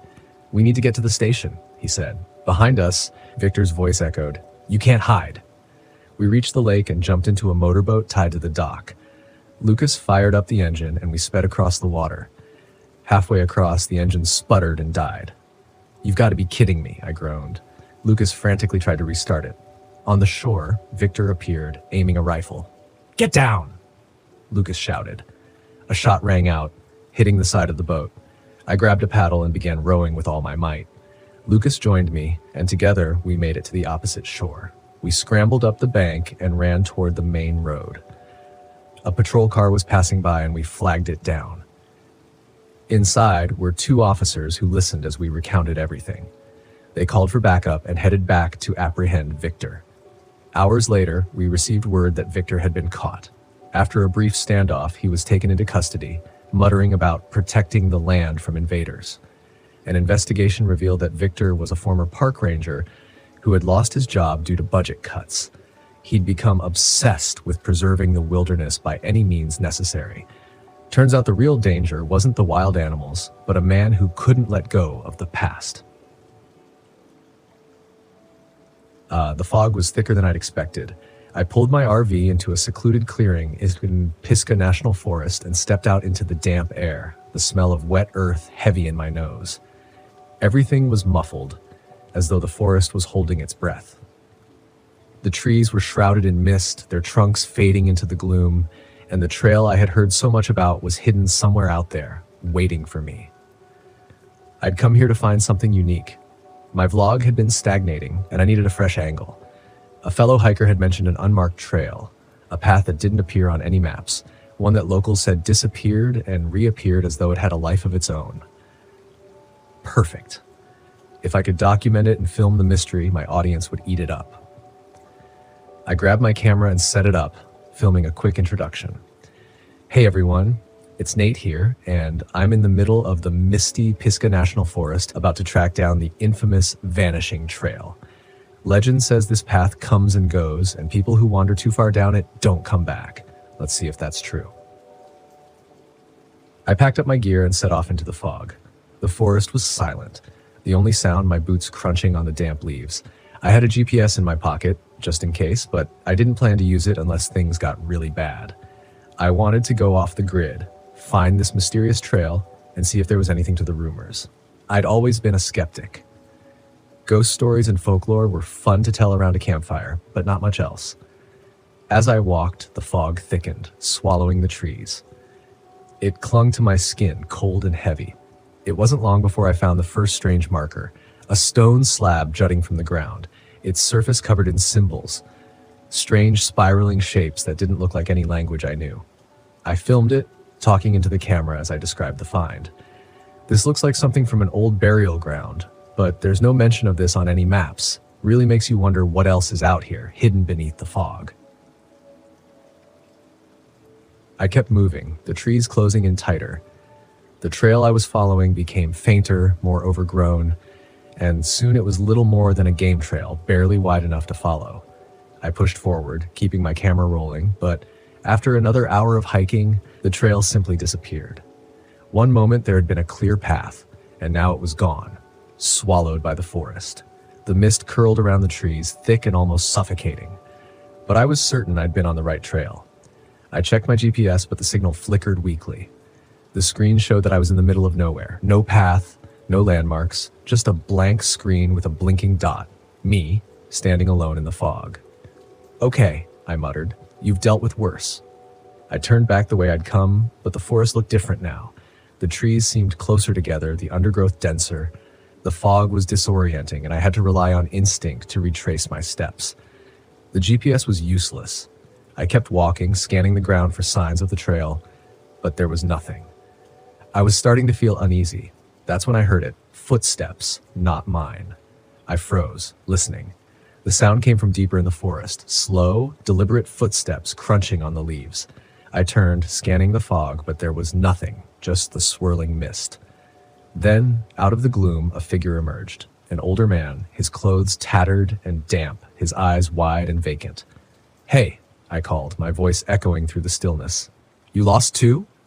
The man looked at me for a moment, then shuffled forward. He seemed off. His clothes were torn, his face pale, and there was a distant look in his eyes like he wasn't entirely there. "I've been walking for days," he said, his voice hoarse. "The trail, it keeps changing." "Are you okay?" I asked, stepping toward him. He shook his head. "No one's okay out here." I frowned, feeling a cold knot of fear tighten in my stomach. "What do you mean?" "The trail, it moves. I've seen it, watched it disappear and reappear. It's not just a path, it's the forest. It doesn't want us to leave." I stared at him, my mind racing. This guy was either delirious or onto something. Either way, I didn't like the way he was talking. "Look," I said, pulling out my GPS. "We can find our way back." The man glanced at the GPS, then back at me. "It won't help. The forest is messing with it." I didn't believe him. I couldn't. I was a rational guy, and this was just a forest. I'd get us back to my RV, get him some help, and be done with it. But as we walked, things got stranger. The mist thickened, wrapping around the trees like a living thing. The forest seemed to shift with every step. What had been an open path a moment ago was now choked with brambles. When I looked back, the trees seemed to loom closer, twisting into unfamiliar shapes. The man, whose name I learned was Eli, grew more agitated with every passing minute. "It's watching us," he muttered. "It knows we're here." "Who's watching?" I asked, growing impatient. "The forest," he said, his voice barely a whisper. "It's alive, and it's been here long before we were." I ignored him, focusing on the GPS, but even that was failing me. The screen flickered, the signal cutting in and out. At one point, it showed me standing on a clear path, but when I looked up, there was nothing but trees. Thick, twisted trees that looked like they had grown there for centuries. We kept walking, the fog growing thicker, pressing in on us. The air felt heavy, almost suffocating, and then the whispers started. Faint at first, like the wind through the leaves, but then more distinct voices calling out from the mist. "Nate." I froze, my heart hammering in my chest. "Did you hear that?" I asked. Eli nodded, his eyes wide. "It's calling us, the forest." I tried to shake it off, tell myself it was just the wind, but deep down I knew that wasn't true. The voice had spoken my name. We came across a backpack tangled in the branches of a tree, high above our heads. It was old, covered in dirt and torn, but when I climbed up to retrieve it, I found fresh supplies inside, water, food, like someone had packed it yesterday. I felt a chill run down my spine. How had it gotten there? Eli was growing more paranoid, his eyes darting around as though he expected the trees to come alive at any moment. "We need to leave," he kept saying, "before it's too late." We pushed forward, but no matter which direction we went, we ended up back where we started. The fog seemed to pulse with an unnatural energy, the whispers growing louder. Then without warning, Eli was gone. I turned around, and he was just gone. The forest had swallowed him whole, without a sound. I called out his name, but there was no response, only the dense mist pressing in on me. Panic set in. I was alone, lost in a forest that didn't want me to leave. The GPS was useless, and my camera was flickering, showing distorted footage of things I hadn't seen. Shadows moving in the trees, figures lurking just out of sight. I started running, my breath coming in sharp gasps. The trees twisted and shifted around me, the fog so thick I couldn't see more than a few feet ahead. Every time I thought I'd found a way out, the forest closed in, trapping me in a maze of branches and brambles. The whispers were louder now, calling my name over and over. My camera caught glimpses of movement, dark figures moving through the mist, vanishing before I could focus on them. I didn't know what was real anymore. The forest seemed to warp around me, bending reality to its will. Then, just as suddenly as it had begun, the fog broke. I stumbled out of the trees and found myself back at my RV. The mist lingered at the edge of the forest, but it didn't follow. I didn't wait. I grabbed my keys, threw my gear into the RV, and drove off, my hands shaking on the wheel. I didn't stop until I was miles away, the forest a distant memory in the rearview mirror. Back home, I reviewed the footage. I expected to see the horror I'd witnessed, the proof of the vanishing trail and the strange shifting forest, but the videos showed nothing. The trail looked normal. The mist wasn't as thick, and Eli wasn't in the footage at all. It was like he'd never existed. I tried to tell myself it had been a bad trip, that my mind had played tricks on me, but deep down, I knew the truth. The forest had let me leave, but it hadn't forgotten me, and I had a feeling it was waiting somewhere in the mist for me to return. My name is Kalen Patel. I was 33 years old when it happened. People think journalists are fearless, but that's not true. We chase stories because we want to expose the truth. The problem is sometimes the truth is something you were never supposed to find. This happened in Devil's Millhopper Geological State Park, Florida. I'd driven my RV out there looking for a fresh start, or at least that's what I told myself. The truth was, my career was in shambles. A failed expose on a corrupt politician had left me blacklisted from every major news outlet. No one wanted to hire a journalist who fabricated evidence, even though I knew what I saw was real. So I ran, packed up my things, and took a long drive through Florida's forests looking for something, anything, to make sense of my life again. That's how I ended up here, parked on the edge of the massive sinkhole they called Devil's Millhopper. The locals told me not to camp too close. They spoke about strange noises, people who went missing, stories of voices calling your name in the night. I laughed it off. I didn't believe in that kind of thing. But I was a journalist without a job, and this was as good a story as any. I set up my RV, grabbed my camera, and hiked down into the sinkhole. The trail led into a deep bowl-shaped pit surrounded by dense trees and waterfalls trickling from the limestone walls. It was beautiful in a way that made me uneasy, like something ancient was watching me. An hour in, I found something I wasn't expecting. A backpack. It was lying near the base of a tree, half covered in mud, the zipper broken. Clothes were strewn around it, along with a phone, cracked, battery dead. A woman's ID peeked out from the front pocket, Sarah Bennett, age 27. I stared at it, my stomach twisting. Had she just left it here? Gotten lost? Then I heard the scream. It came from deeper in the woods, a sharp, ragged cry that cut through the silence and stopped just as suddenly. I ran toward the sound. The trees grew thicker, and the path became harder to follow. I forced my way through, my breath loud in my ears. Then I stopped. A man stood just ahead, near the base of the sinkhole. He was tall, lean, wearing an old flannel shirt and jeans that were too clean for someone who had been hiking. His hair was slicked back, his skin pale. He smiled. "You shouldn't be here." I hesitated. "Did you hear that scream?" He tilted his head. "What scream?" I held up the ID. "This girl, she lost her bag out here. Did you see her?" The man stepped forward. "Maybe. A lot of people get lost here." Something about him put me on edge. His smile was too wide, too knowing. I backed away. "I should get back," I muttered. His grin widened. "Of course. I'll see you soon, Salem." My blood went cold. I hadn't told him my name. I turned and walked quickly back to my RV, refusing to look back. That night, I locked the doors, checked the windows twice, and tried to sleep. But I couldn't. At some point, I heard something outside, a soft tapping on the RV door. My heart pounded. I grabbed my flashlight and crept to the window, peering out. No one was there. Then, in the reflection, I saw movement behind me. I spun around, but the RV was empty. The next morning, I found something scratched into the dirt just outside the door. "Let me out." I packed my things. I was leaving. As I stepped outside, I nearly ran into someone. It was the man from the woods. "Leaving so soon?" he asked. I stepped back, gripping my keys. "Yeah, something feels off here." His expression flickered, just for a second, like he was disappointed. "That's a shame. You were supposed to stay longer."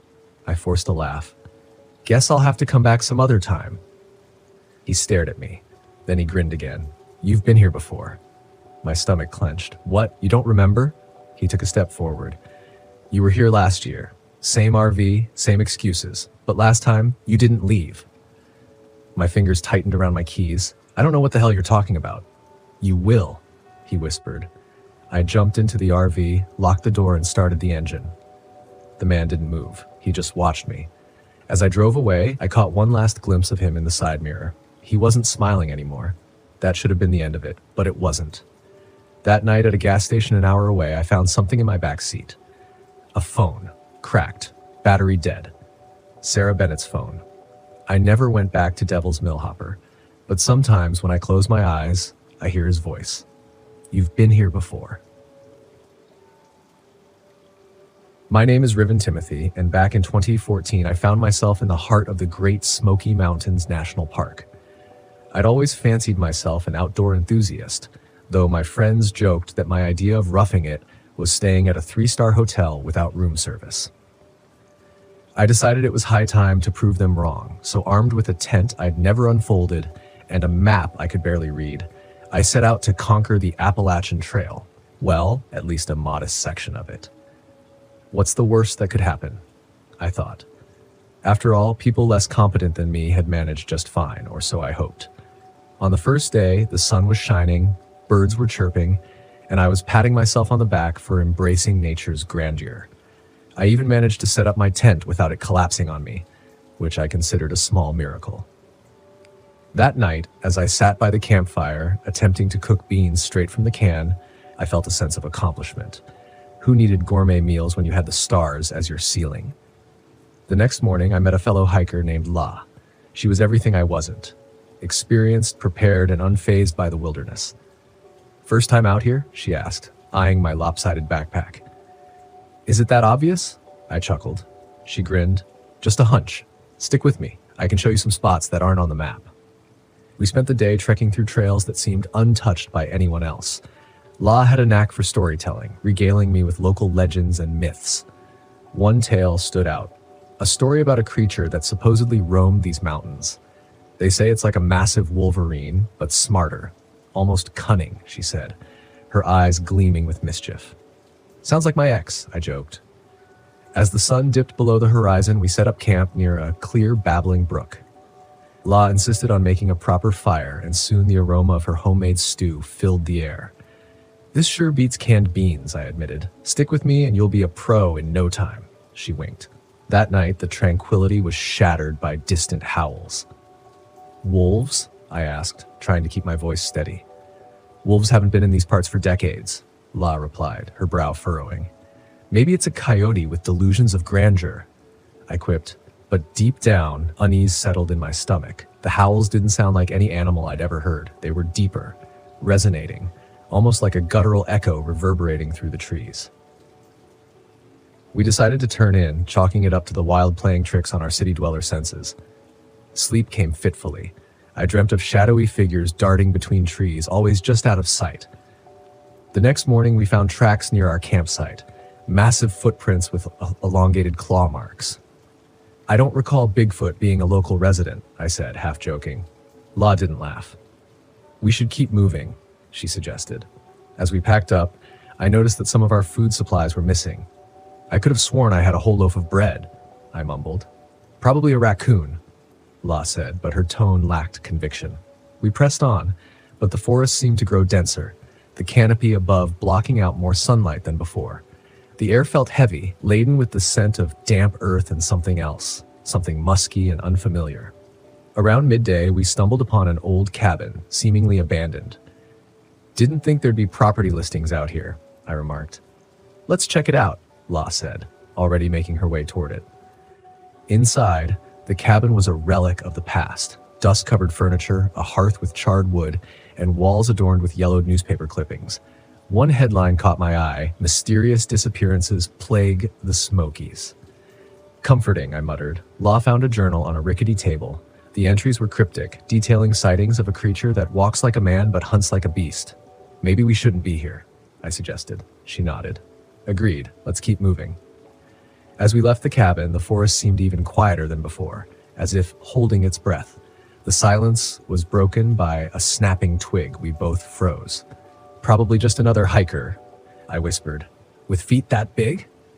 La pointed to fresh tracks leading away from the cabin, matching the ones we'd seen earlier. We decided to pick up the pace. You know, maybe speed hiking will be the next big fitness trend, I joked, trying to lighten the mood. The daylight began to wane, and setting up camp was less about comfort and more about necessity. We built a fire larger than the last, hoping it would act as a deterrent to whatever was out there.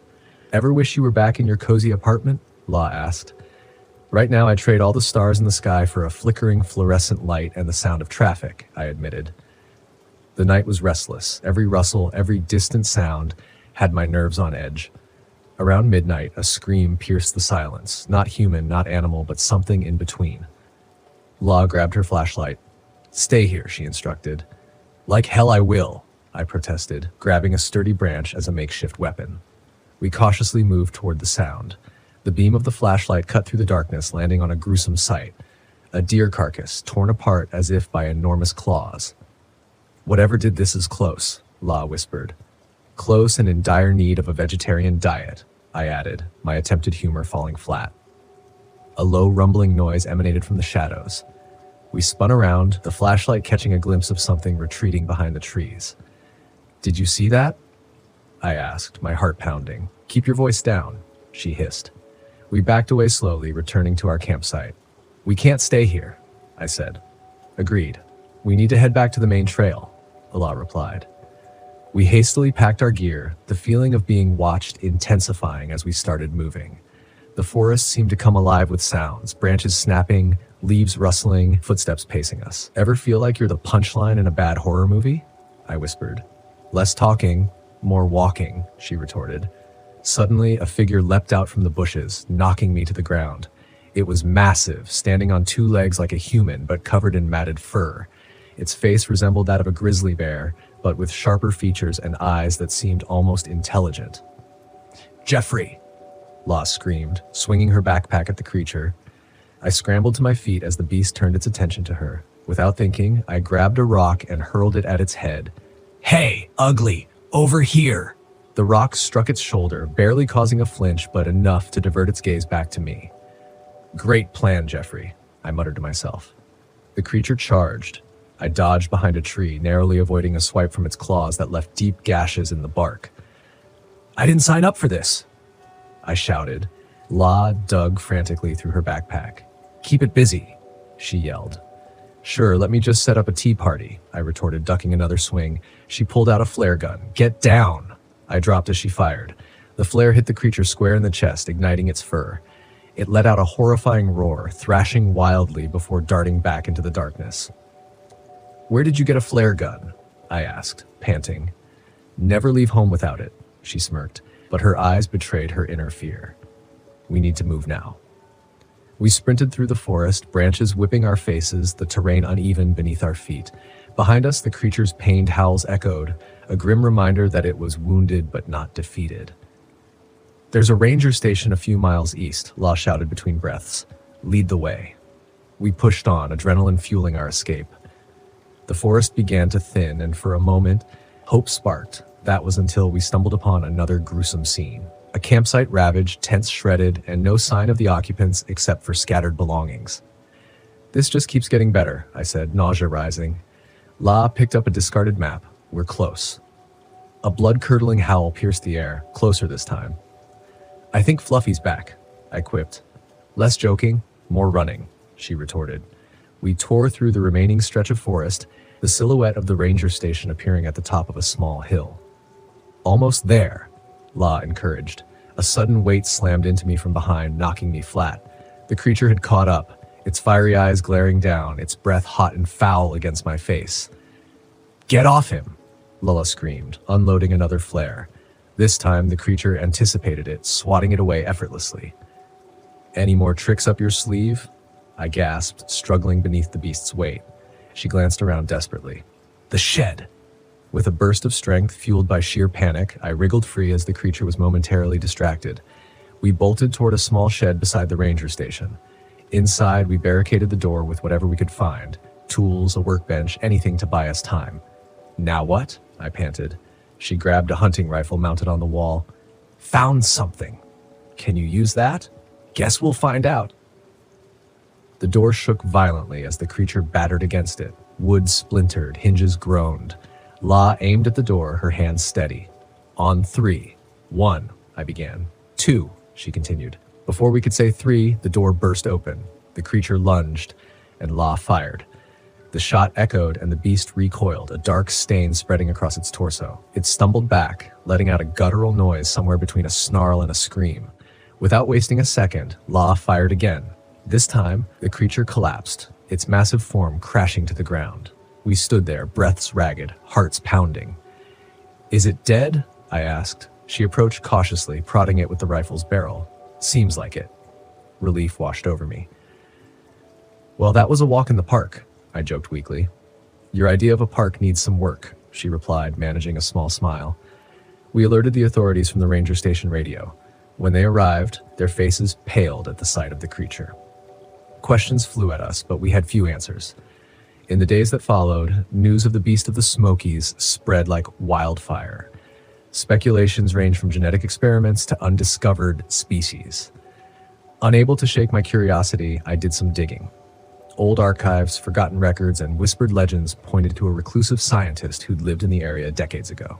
Dr. Harold Whitaker had been obsessed with hybridization, merging human and animal DNA. His experiments were deemed unethical, and he vanished without a trace. It seemed his legacy hadn't vanished with him.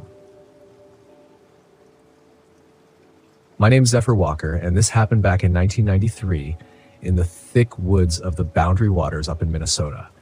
Now, don't go thinking I'm the type to rattle easily. I'm Ojibwe, been tracking and hunting since I was a kid, and that's the sort of training that gets you comfortable with the land and everything in it. But there are some things that not even a lifetime in the woods can prepare you for. It was just me and two others from the reservation, Joe White and Ethan Littlecloud. We'd all planned to camp, set some snares, maybe even see what was biting in the lake. Joe was our practical joker, thought everything was funny. And Ethan, well, he was the quiet type, good at reading the land, real level-headed. So if things got tense, I trusted we'd be smart enough to stick together. We hiked in early that morning. There's this old ranger cabin along the lake, barely standing and about as appealing as roadkill stew. But it was good enough to drop our gear. By evening, we'd set up snares and cast our lines without much luck. The forest was thick, the kind where you feel the weight of the trees pressing in from all sides. Sound travels strange out there, muffled like you're walking underwater. I chalked it up to the dense foliage, but Joe was already making jokes about cursed forests and ghost stories. At one point, Ethan, who doesn't get rattled by much, muttered something about the silence. Birds, squirrels, even the usual mosquito hum seemed absent. I brushed it off, figured we'd just set up camp in a quiet patch. That night, after a few swigs from Joe's flask and a bad attempt at telling ghost stories, we heard something out there. Now, we'd all heard strange noises in the woods before, things that can send a shiver down your back if you're out there alone. But this was different. Low, grating, like the sound of heavy logs being dragged against each other.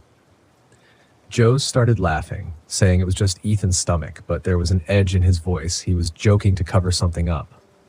Ethan squinted into the darkness, and I could tell he didn't like this one bit. The sound came closer, slow but steady, like whatever it was didn't mind being heard. Then came a wet thump, like something heavy being dropped, followed by silence. The three of us froze, ears pricked up like hounds. Then the sound started again, closer this time. I could see Ethan's face had gone stone-cold serious. Joe whispered something about checking it out, trying to seem braver than he was. Ethan motioned for silence, then tilted his head toward the trees. He was good with gestures, and what he was saying was clear. He didn't like this one bit. I told Joe to sit tight, but he was already grabbing a flashlight, muttering that he was just going to have a look. As soon as Joe clicked on that flashlight, the beam caught something about 55 yards out, halfway hidden behind the trees. The first thing I saw was that it was tall, easily 6, maybe 8 feet, with long limbs ending in thick, clawed fingers that looked more like gnarled branches than anything human. It had this bent, hunched posture as if it was studying us, deciding whether we were worth the effort. Its skin was pale, almost translucent, and the muscles underneath rippled like a deer's hide. Its face was narrow and stretched back, almost lupin, with a snout like a wolf, but longer, more angular. But the worst part? Its mouth was open, and I swear the teeth were jagged, mismatched, like a bear trap someone had tried to put back together wrong. Joe whispered something that sounded suspiciously like a prayer, and for a second I was tempted to join him. The creature moved closer, not in a lunge, but this slow, deliberate stride, like it had all the time in the world. I'd been stalked by mountain lions before, had coyotes trail me for hours, but this was something else. Ethan nudged me, his voice barely a breath, suggesting we slip back to the cabin. I nodded, trying not to make any sudden moves.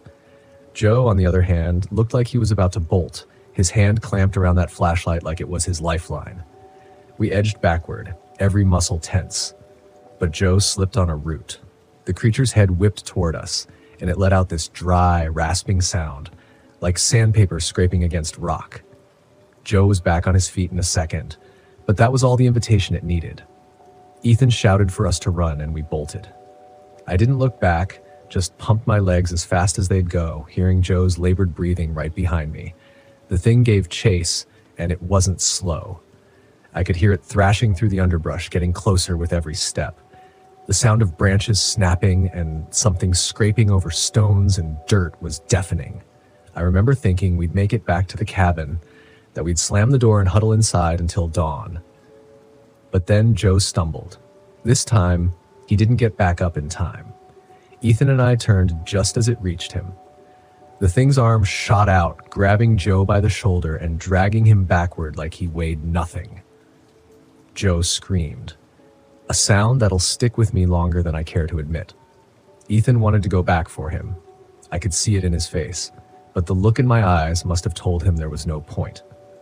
Whatever that thing was, it wasn't something we could fight off with a hunting knife or a flashlight. We made it back to the cabin, slammed the door shut, and barricaded it with whatever we could find.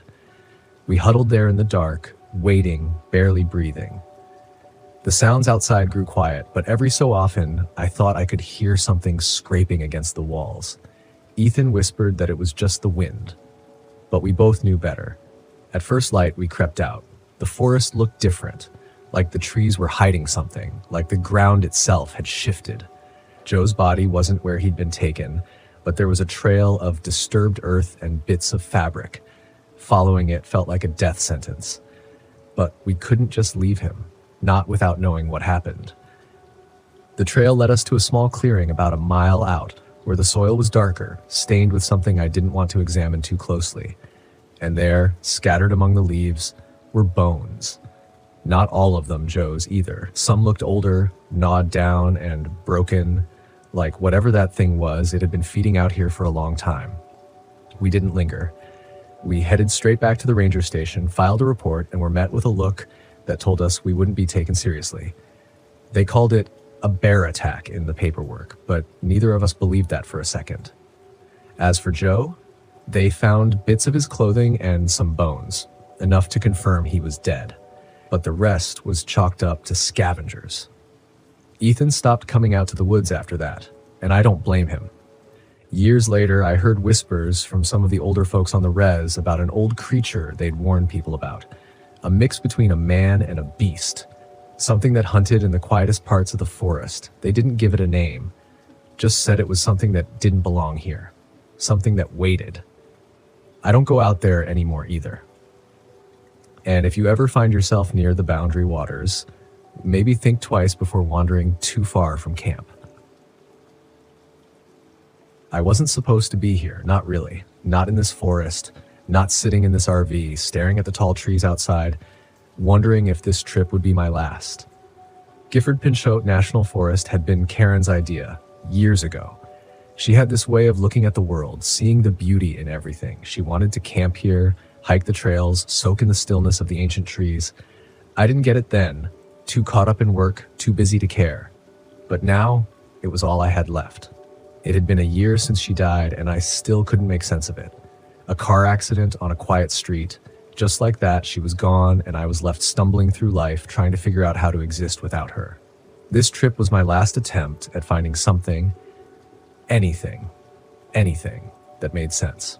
So, here I was, parked deep in the middle of nowhere, hoping that the forest would somehow offer answers. I didn't know what else to do. The trees stretched up into the sky, their thick trunks casting shadows that lingered even in the daylight. It was beautiful in a way, but it felt empty without her. I could almost hear her voice telling me to look at the wildflowers or marvel at the way the sunlight filtered through the branches. I stepped out of the RV. The cool, damp air wrapped around me. The scent of pine and moss was thick, earthy. Everything seemed so alive, and yet all I could feel was the weight of the past pressing down on me. I started a small fire, just like I'd done the past few nights, and sat there, watching the flames dance. The crackling wood was the only sound in the stillness. That's when I heard it, footsteps. They were faint, barely audible over the fire, but distinct enough to make me stand up, heart pounding in my chest. I looked around, scanning the tree line, but saw nothing, just shadows. I told myself it was probably a deer, or maybe some other animal, but the feeling stuck, the sense that someone was watching me. I wasn't alone. I sat back down, trying to shake the unease, but it lingered. I couldn't stop thinking about the old man I'd met the day before. Edgar. He'd been wandering the campground when I arrived, his wrinkled face covered in a scruffy beard, eyes sharp despite his age. He was friendly enough, but there had been something off about him. "You came at the wrong time," he'd said, staring at me with a knowing look. "Why is that?" I'd asked, brushing it off. Some things shouldn't be disturbed, especially at night. The forest, it has its secrets. I didn't know what to say to that, so I didn't respond. But his words stuck with me, replaying in my mind as I sat by the fire. What did he mean by secrets? What was he talking about? I hadn't thought much of it at the time, but now, sitting in the dark with the fire flickering low, I couldn't shake the feeling that there was something more to what he'd said. The wind picked up, making the trees sway, their branches creaking overhead. The fire sputtered as the breeze caught it, and I stood up again, feeling restless. I needed to move, to walk, anything to clear my head.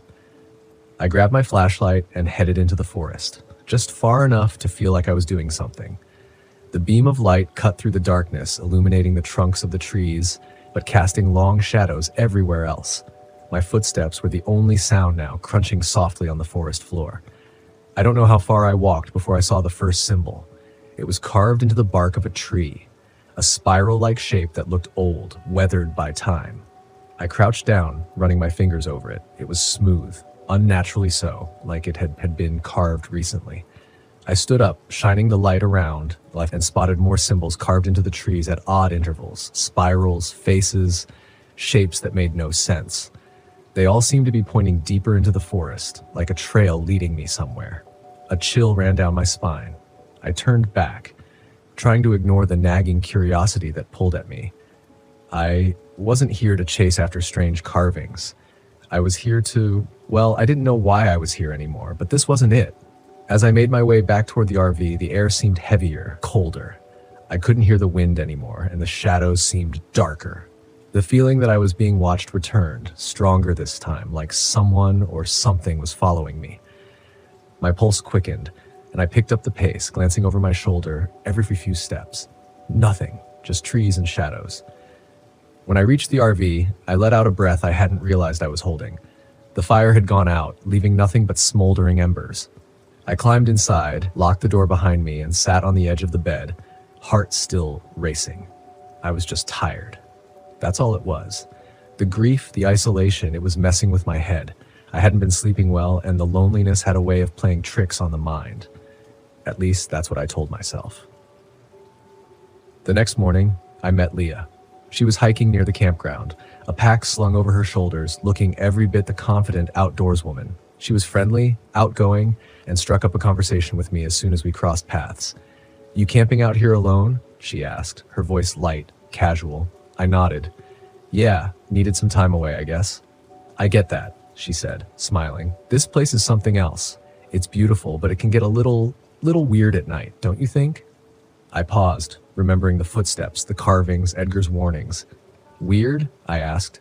"How strange it can feel out here after dark. Just stories, old legends, you know how it is with places like this. Every forest has its ghost stories." I tried to keep my tone neutral, but the unease from the night before still lingered. She smiled again, but this time, there was something in her eyes, like she knew more than she was letting on. "Just be careful. It's easy to get lost out here," she said. With that, she waved and continued down the trail, disappearing into the trees. I watched her go, wondering if I should have said more, asked her what she meant, but I didn't. I spent the rest of the day at camp, trying to relax, but the sense of unease only grew stronger. That night, as I sat by the fire again, I couldn't stop thinking about the symbols. They'd seemed so deliberate, so purposeful, like someone or something was trying to lead me deeper into the woods. And then the footsteps returned. This time they were louder, closer. I stood up, shining my flashlight toward the trees, but saw nothing, just shadows. But the footsteps didn't stop. They circled the RV, slow, deliberate, crunching on the forest floor. My throat tightened as I strained to listen, my heart hammering in my chest. "Who's there?" I called out, but the footsteps didn't answer. Instead, they stopped. Dead silence. I backed toward the RV, fumbling for the door, when I saw it. Movement, just at the edge of the trees. A figure, tall, thin, barely visible in the darkness. I blinked, and it was gone. I bolted inside, slamming the door behind me, my breath coming in short gasps. What the hell was happening? I sat there for hours, staring at the door, waiting for something to happen, but nothing did. The next morning, Leah was gone. Her tent was still there, her pack sitting neatly outside, but she was nowhere to be found. I searched the area, calling her name, but the forest was silent. It didn't make sense. People didn't just vanish like that, not without a trace. I thought about Edgar, about the stories he'd told, the forgotten one he'd called it, a legend about a man who'd wandered too far into the forest, losing himself until he became part of the land itself. Now, they said he lured others to join him, preying on their grief, their loneliness, until they disappeared too. I didn't believe it. I couldn't. But Leah was gone, and the symbols were still there, etched into the trees like a warning or an invitation. The footsteps returned that night, and this time, I knew what they wanted. I could hear her voice, Karen's voice, calling to me from the trees. Soft, loving, like she was right there waiting for me. "Derek," she whispered, "come find me." My heart ached, torn between the impossible and the undeniable. I knew it wasn't real. I knew it, but I wanted to believe it was. I stepped outside. The cold air bit at my skin. The forest was dark, silent, but the voice was there, guiding me.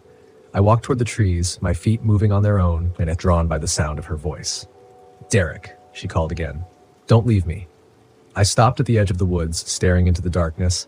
I could see her now, just beyond the first row of trees. Her face, her smile. She was there, waiting for me. But something was wrong. The shadows around her shifted, twisting like they were alive. Her eyes, once warm and familiar, were hollow, empty. I took a step back, the spell breaking. This wasn't Karen. I turned and ran back to the RV, back to safety. The forest seemed to close in around me, the trees pressing in as the voice grew louder, angrier. "Derek!" I slammed the door behind me, heart pounding, breath coming in ragged gasps. I could still hear her screaming my name from the trees. But I didn't go back. I couldn't. I left Gifford Pinchot the next morning, the RV's engine sputtering to life as I drove away. I didn't look back. I didn't need to. The forest had its secrets. I wasn't meant to know them. And whatever it was out there, whatever the forgotten one truly was, it would stay there, waiting for someone else.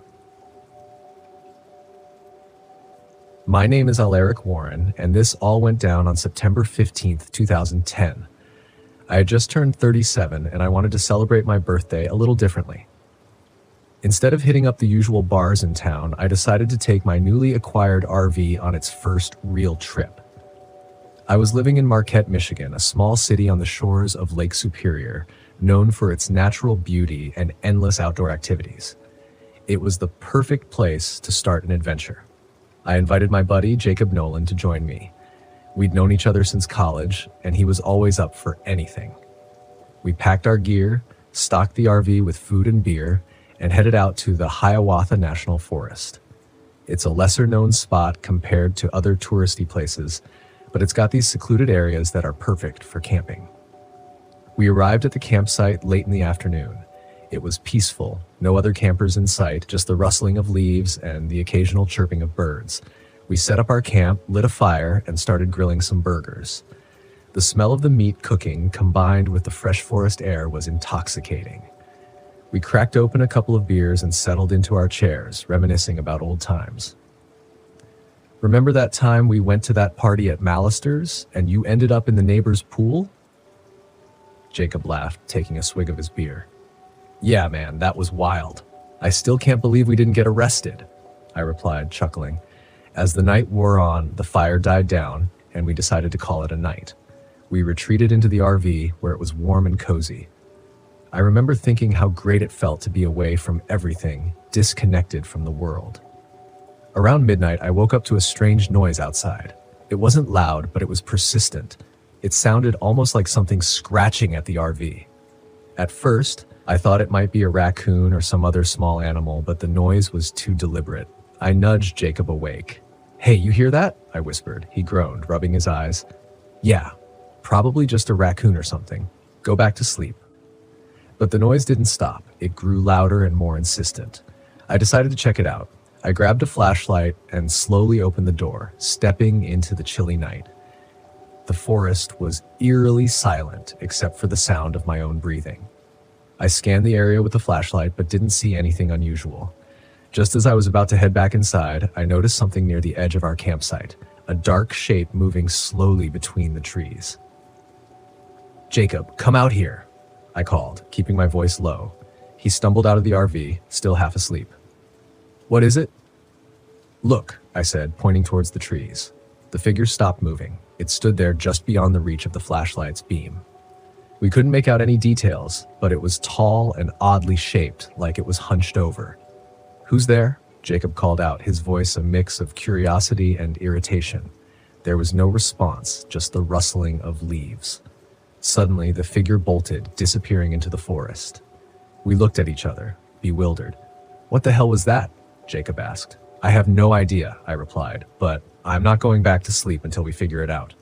We decided to stay up and keep watch. We sat by the dying embers of the fire, listening intently for any other sounds. Hours passed, and just as we started to relax, the scratching noise returned. This time it was coming from the back of the RV.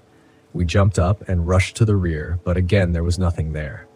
Frustrated and on edge, we decided to search the area around the RV, armed with flashlights and a couple of kitchen knives for good measure. We ventured into the forest and didn't get far before we stumbled upon something that made my blood run cold. There, half buried in the underbrush, was a freshly dug hole, and next to it, a shovel covered in dirt. It didn't look like an animal had done this. It was too precise, too deliberate. "Alaric, this is messed up. We need to get out of here," Jacob said, his voice shaky.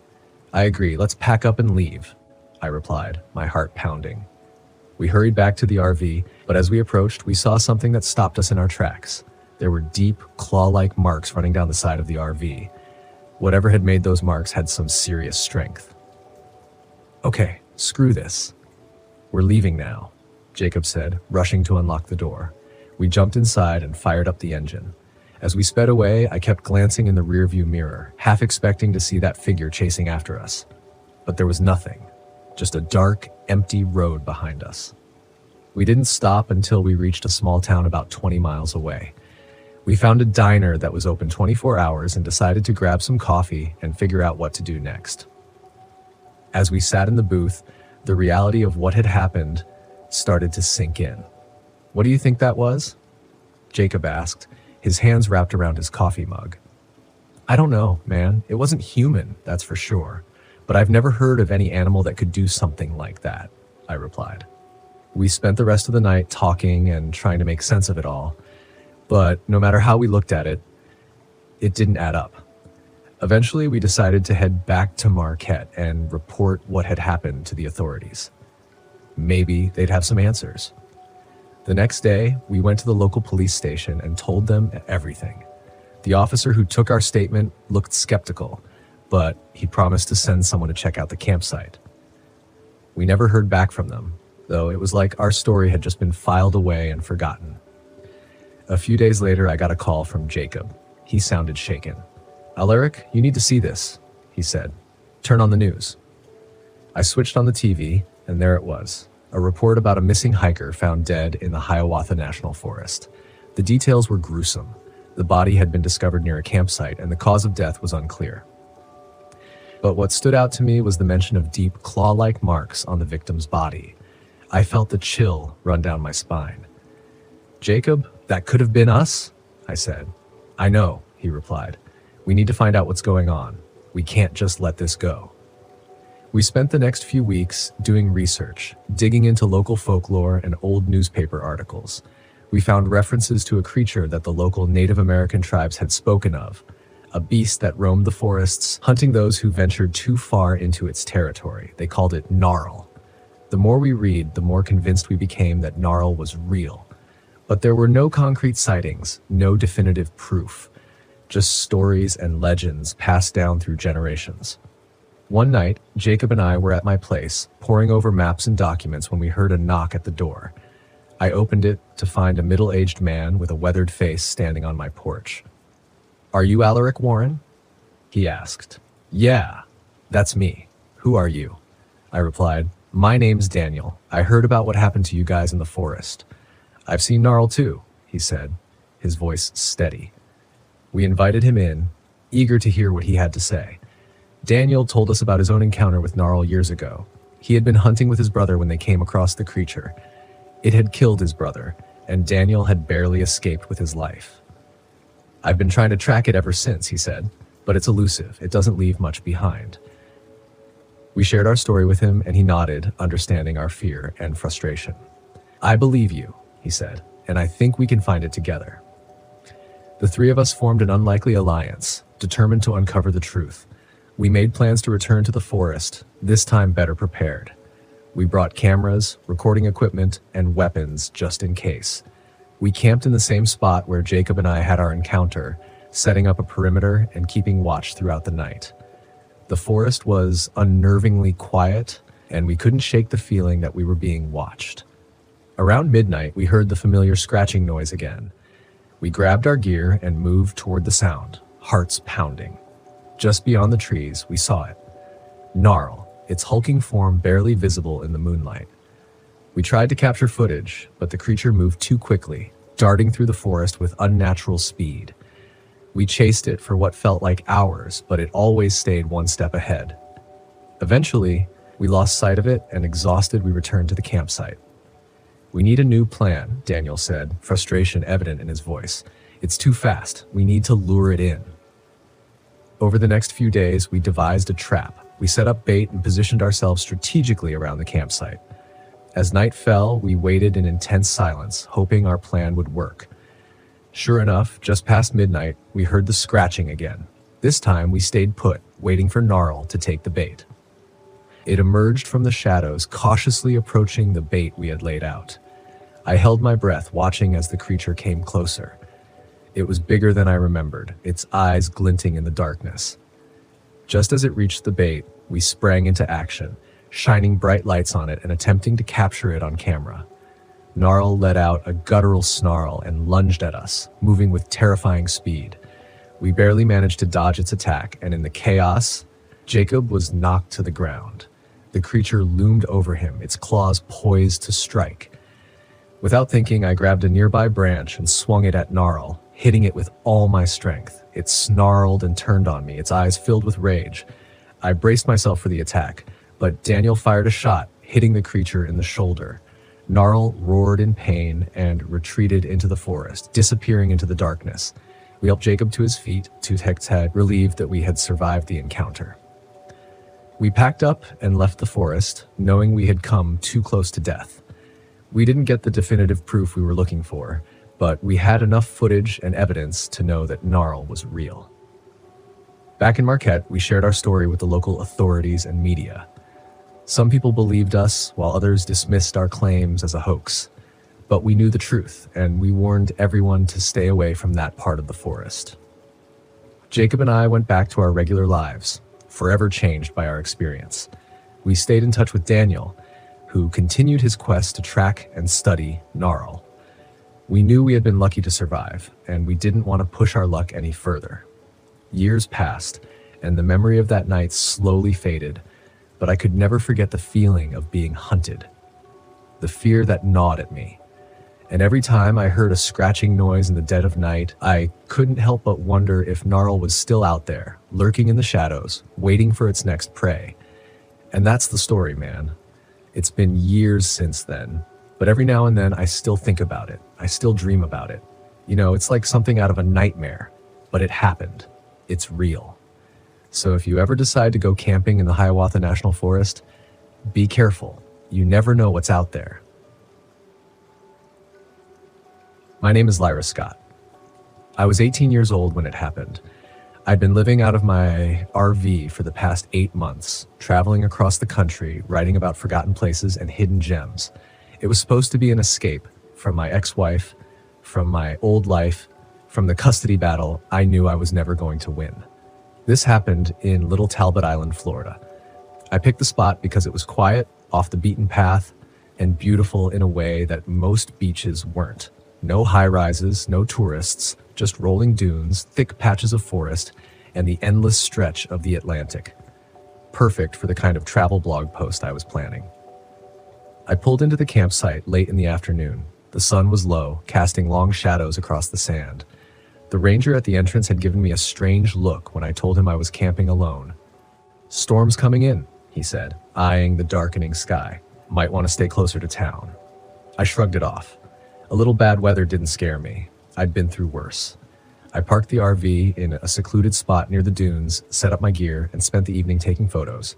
As the sky darkened, a thick mist rolled in from the water, swallowing the landscape. It happened so fast, like a wave crashing over the dunes. Within minutes, the world beyond my headlights was gone. That's when I saw them. 2 pinpricks of red light, barely visible through the fog, hovering just above the dunes. At first, I thought they were taillights from another camper's vehicle, but they didn't move. They just watched. I blinked, and they were gone. I laughed to myself, probably just my imagination. I'd been on the road too long. That night, I locked the doors and stretched out on the tiny bed in my RV, listening to the distant sound of waves crashing against the shore. But sleep didn't come easy. At some point, I heard something, a soft, rhythmic scraping. I sat up, heart pounding. The sound came from outside, right next to the RV. I reached for my flashlight and crept toward the window, moving slowly, carefully. My breath fogged up the glass. I saw footprints in the sand, large, deep. They circled the RV, stopping right at the door. I yanked the curtain shut. The next morning, I found something else, a message carved into the sand just a few feet from my RV. "Don't run." The letters were long, jagged, like they'd been made with something sharp. I took a photo, my hands shaking. Maybe some was messing with me. Maybe this was a local trying to scare off outsiders, or maybe it was something else. I spent the afternoon hiking the trails, trying to shake the uneasy feeling in my gut. I kept telling myself there was a logical explanation, the wind, the tide, my own paranoia. But then I found the tent. It was buried beneath the dunes, half collapsed, the fabric shredded. Inside, there were old camping supplies, a torn sleeping bag, and a journal. The pages were damp, the ink smudged, but I could still read some of the entries. "Something is watching me. Every night it gets closer." I saw the eyes again. They never blink. I tried to leave, but the tide, I keep walking in circles. I don't know if it's me or this place, but I can't find my way out. It waits until I'm too tired to fight. I can hear it breathing. I closed the journal and stood there, heart hammering. Had someone else been here before me? Had they gotten out? As the sun set, I made a decision. I was leaving in the morning. That night, the power in my RV flickered. The radio crackled, the station tuning itself, static giving way to something else. A voice, my own voice. "Stay, stay, stay." I lunged forward and turned the radio off. My reflection in the dark screen stared back at me. But for a split second, I swore I saw it blink. I barely slept. Every time I closed my eyes, I felt it, something just outside, watching. At some point, I heard scratching. Not at the door, on the roof. Something was up there. I held my breath, gripping my pocket knife, listening as the slow, deliberate movement shifted above me, claws against metal. Then silence. Then a voice, my own voice, whispering from just beyond the RV. "Mike." I didn't move. "Mike, let me in." I pressed a hand over my mouth. It sounded exactly like me, like I was standing right outside. A shadow passed across the window. I didn't sleep after that. By sunrise, I was ready to go. I threw my things into the RV, turned the key, nothing. The engine was dead. I sat there breathing hard, trying to stay calm. I had jumper cables. I could fix this. I could get out. Then I heard footsteps, slow, dragging. I turned my head and saw them. The red eyes, not just one pair. 3, 4, 5. They hovered above the dunes, blinking in and out of existence, moving closer. I grabbed my flare gun and bolted out the door. I ran. Not toward the road, toward the beach. The tide was high, the waves crashing against the shore. If I could just make it to the water, maybe maybe they wouldn't follow.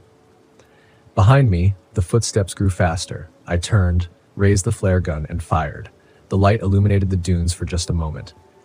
And I saw them, tall, thin, moving wrong like marionettes with their strings tangled. No faces, just those glowing red eyes and long, gaping mouths. Then they screamed. The sound was worse than anything I'd ever heard. Worse than gunfire, worse than sirens, worse than the worst moments of my life. I turned and sprinted for the water. Then, nothing. The next thing I remember, I was in a fishing boat, an old man shaking me awake. "Jesus, son," he muttered. "What the hell were you doing out there?" I looked back at the shore, but the beach was empty, the dunes undisturbed, fried. They were gone. Or maybe they had never left. I never went back for my RV, never even tried. I didn't care about my gear, my laptop, my camera, because when I checked my phone later, I found something that made my blood run cold. A photo, the last picture I had taken. Me, standing on the beach, and behind me, half visible through the mist, the red eyes. Watching, waiting. I don't know what they are, but I know they're still there. My name is Celine Richards, and this all happened back in 1983 near Kenai Peninsula, Alaska. Growing up as part of the Dena'ina Athabascan tribe, I've always loved the wilderness, but I wouldn't call myself a mountain man or anything. This time, though, I was out there alone. No fancy camping setup, just a week to myself and a worn tent after getting through a rough breakup and work stress piling up. The quiet seemed perfect. The locals I met along the way were skeptical when they heard I'd be camping out alone, warning me that Alaska was no place to take lightly, especially near Kenai, where bears and wolves were common. I laughed it off with a quick joke about exes being scarier than wildlife, but their faces remained blank, serious. As I left the last tiny general store, the clerk muttered something under his breath that I barely caught. It sounded like he said, "Hope you come back." Maybe it was my imagination. The first few days were uneventful. I set up my camp close to the Kenai River, near the tree line where the forest thickened up, far from any official hiking trails. Each morning, I'd fish for salmon, clean my catch, and enjoy the absolute silence. The air smelled sharp and clean, mixed with the chill of early autumn, the kind of cold that wakes up your senses. It wasn't until the third night that I felt something odd. There was this sound, like a low snuffling, almost like a bear, but not quite. My first thought was that some animal was sniffing around the camp looking for food. I scanned around with my flashlight, catching nothing but shadows. I'd had enough run-ins with bears in my time to know that this wasn't one. The sound was too close, rhythmic, like an intentional, methodical inspection of the area. Bears aren't exactly subtle, but this thing knew how to be quiet. In the morning, I checked the area around my camp. No paw prints, no torn food bags, just one thing that made no sense. A small pile of bones, clean and neatly stacked right where I'd left my backpack the night before. They were tiny, almost brittle, like from a small bird or a rodent. I shrugged it off, telling myself it was some natural predator's leftovers. Another night passed quietly, and I was almost convinced I'd imagined the sound. On the fifth night, though, it started again, louder, closer. The snuffling turned to scraping, something clawing at the ground just a few yards from my tent. I sat up, my heart beating in sync with each scratch against the earth. I gripped the knife I kept beside me, hardly a weapon, but better than nothing. I forced myself to stay still, barely breathing. The scraping stopped, and I heard a low dragging sound that seemed to circle around my tent, never quite touching it. Then it stopped. The silence was worse than the noise. Minutes ticked by, stretching until dawn finally brought light. I emerged to find the ground around my tent disturbed, claw marks deep in the earth, like a huge animal had been circling me all night. And there on top of my tent was a feather, pitch black as if it had been dipped in ink. I tried laughing it off. Maybe it was some local prank or a way to scare away city folks, but the weight in my chest said otherwise. That day, I moved camp further up the river, away from the tree line, into a more open area. I figured the creature, whatever it was, would feel less inclined to approach with less cover. The feeling of being stalked stuck with me. The forest was quiet, but not in the usual way. No birds, no small animal rustlings, just silence as if the whole place was holding its breath. That night, sleep evaded me. Every slight sound had my ear straining. Then, just as I was dozing off, I heard it. The dragging sound again, slower this time, closer.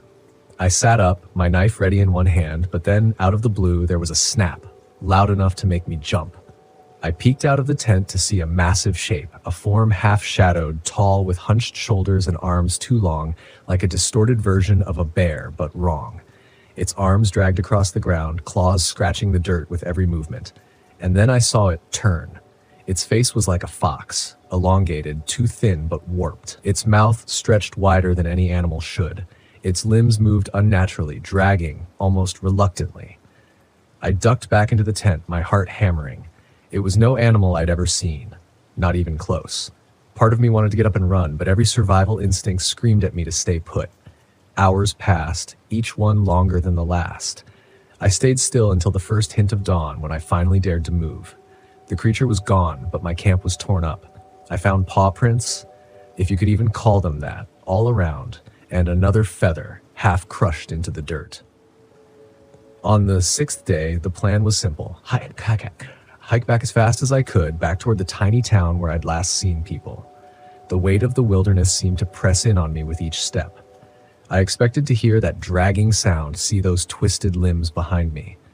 By midday, my shoulders burned from the weight of my pack, and I stopped to catch my breath. That's when I noticed I wasn't alone. There was a figure off to the side, hidden partially by the trees. A man. At least that's what I thought. I yelled out, asking if he was lost or needed help. He didn't answer. Instead, he raised a hand and pointed, not at me, but back the way I had come. His face was shadowed, the skin pale like he hadn't seen the sun in years, eyes hollow as if emptied of everything human.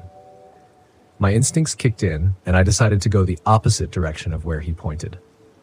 Night came quickly as I pushed forward. I was tired, too tired to keep moving, but the sense of being herded kept me going. It felt like there was more than one of them now, these strange figures watching, waiting, blending into the landscape. I'd see one and then lose it, the figure vanishing into the trees, only to reappear here, a few yards ahead, pointing me in another direction. They were leading me somewhere, and I realized somewhere I did not want to go. But the terrain became treacherous as I tried to leave. A stumble, a fall, and my ankle twisted painfully under me. The pain was sharp, blinding, and I knew I was stuck for the night. I limped to a nearby cluster of rocks, hoping they'd offer some cover. Sitting there in the dark, I heard them, the shuffling, the dragging sounds closing in. One by one, the figures appeared, standing in a rough circle around me, eyes empty, limbs bent at awkward angles. They moved in sync, slow and methodical. In the dim light of my flashlight, I caught glimpses of their faces, each different yet somehow alike, as if they'd all been twisted by the same force. The tall creature, the one from before, emerged from the shadows. It moved toward the figures, each one reaching out to it like they were all bound to this thing. And then it looked at me. I don't know why, but that glance felt like a judgment, a silent understanding passing between us. My mind raced, thinking of any way to escape. Suddenly, it lunged toward one of the figures and with a horrific display of strength, tore it apart, scattering flesh and bones like a warning.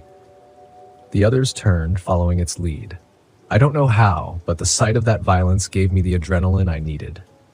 I forced myself up, ignoring the pain, and hobbled as fast as I could through the trees. The next few hours blurred, the sound of ripping, the smell of decay, the steady thud of feet pounding behind me. I pushed on, desperation driving me forward. And then I saw it, the outline of a cabin, barely visible through the trees. I staggered to it, half falling against the door, and forced my way inside, locking it behind me. The silence pressed in once more. I collapsed to the floor, panting, staring at the dark windows. I didn't dare move until the first light crept in through the cracks.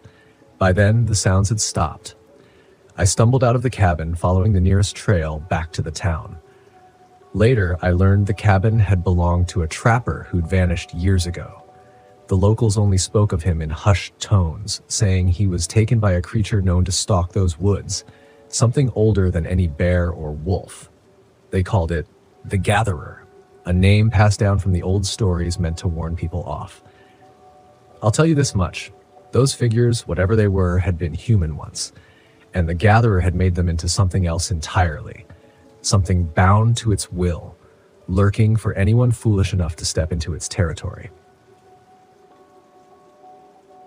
I had always been good with directions, or at least I thought I was. In fact, growing up in Oregon, I had this uncanny sense of where everything was around me. But then again, anyone can make a mistake, right? I'm sure I could blame fatigue or the bad GPS signal, but none of that changes what happened. It was 2007. I had just gotten back from my second deployment in Iraq and was itching for a break. My buddy Drew had mentioned this cabin out near the Idaho border. His family owned it, though no one had really been up there in years. It sounded perfect, isolated, quiet, tucked away from the world. I needed that kind of escape, and honestly, I couldn't wait to fish, maybe have a beer or two in the stillness of the woods. Drew and I had served together, so there was this unspoken bond. We'd been through a lot, and the idea of spending a few days off the grid with him felt like a perfect way to unwind. He wasn't much of a talker, but that worked for me. I liked my quiet too. I should have known something was off when Drew's directions started to seem a bit vague. He'd written them down on the back of a napkin, of all things. "It's pretty straightforward," he said.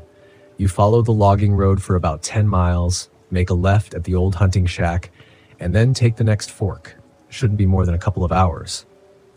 It sounded simple enough at the time. The trip started fine. We left early, the sun just creeping over the horizon as we packed my truck with coolers and gear. Drew's ancient Chevy sputtered along behind me on the 2-lane highway, and I followed his truck down the dirt road leading into the woods. Everything seemed normal, like it should be. But the deeper we went, the more things started to change. The trees closed in and the path narrowed. What was once a dirt road gradually turned into something that looked more like an overgrown trail. Barely wide enough for the truck. It was supposed to take just a couple of hours, but by the time we reached the fork, Drew had mentioned it felt like we'd been driving for days. "I swear it's just up ahead," Drew muttered as I stepped out of the truck to stretch my legs. We hadn't seen another soul for hours. "Man, this place looks abandoned. Are you sure this is right?" I asked. He scratched his head, looking around like maybe he wasn't so sure anymore. Yeah, it's gotta be." I remembered this turn, kind of. His words didn't exactly inspire confidence. We pushed on, deeper into the forest, further than I was comfortable with. The air started to get thicker, the kind of thickness that sticks to your skin. I tried not to overthink it, chalking it up to my nerves. After all, I hadn't been in nature like this in a long time, but something was wrong. I could feel it. It wasn't until we hit the clearing that things went from weird to unsettling. The cabin wasn't much of a cabin at all. It looked like it hadn't seen human life in decades. The windows were boarded up, the roof sagging in the middle, and the front porch was nothing more than a few rotting planks of wood. "This is it?" I asked, trying to keep the irritation out of my voice. Drew shrugged, grabbing his gear from the truck. "It'll do." I followed him inside, kicking up dust with every step. The place smelled like mold and decay, and the only thing keeping the roof from collapsing was sheer stubbornness. That evening, we set up a small campfire outside, and Drew started to relax, cracking open a couple of beers while we reminisced about the old days. For a few hours, I almost convinced myself that everything was normal, that maybe I was just overreacting. But that feeling in the pit of my stomach, the one telling me we'd made a mistake, never really went away. It was around midnight when things started to get worse. We heard it at first, a faint sound like someone moving through the trees. I thought it was just an animal, maybe a deer or a raccoon, but it didn't take long to realize it was something else entirely. Drew was halfway through telling some old story when he stopped mid-sentence. He looked over his shoulder, squinting into the darkness. "Did you hear that?" I nodded. "Probably just an animal." "Yeah, probably," he echoed, but his face didn't look convinced. The sound got louder, footsteps, heavy and deliberate, coming closer and closer to our campfire. Drew stood up, grabbing the shotgun he kept by his side, and I followed his lead, pulling my knife from its sheath. "Who's there?" Drew called into the darkness. No answer. He fired a warning shot into the trees. The sound echoed through the forest. For a moment, everything went quiet. Then we heard it. Laughter.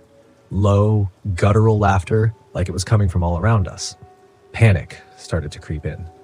"We need to leave," I muttered, grabbing my gear. But before we could make a move, they stepped out from the shadows.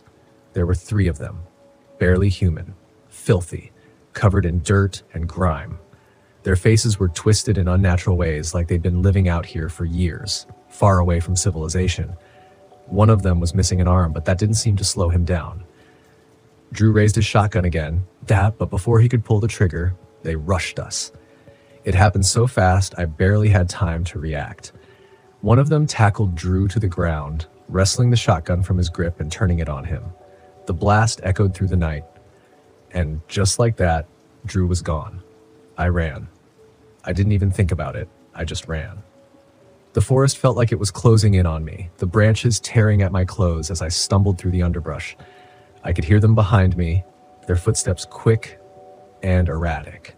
Every now and then, I'd catch glimpses of them darting through the trees like animals, grinning that horrible, twisted grin. I don't know how long I ran, but by the time I stopped, I was completely lost. The adrenaline was pumping through my veins, and my chest felt like it was going to explode.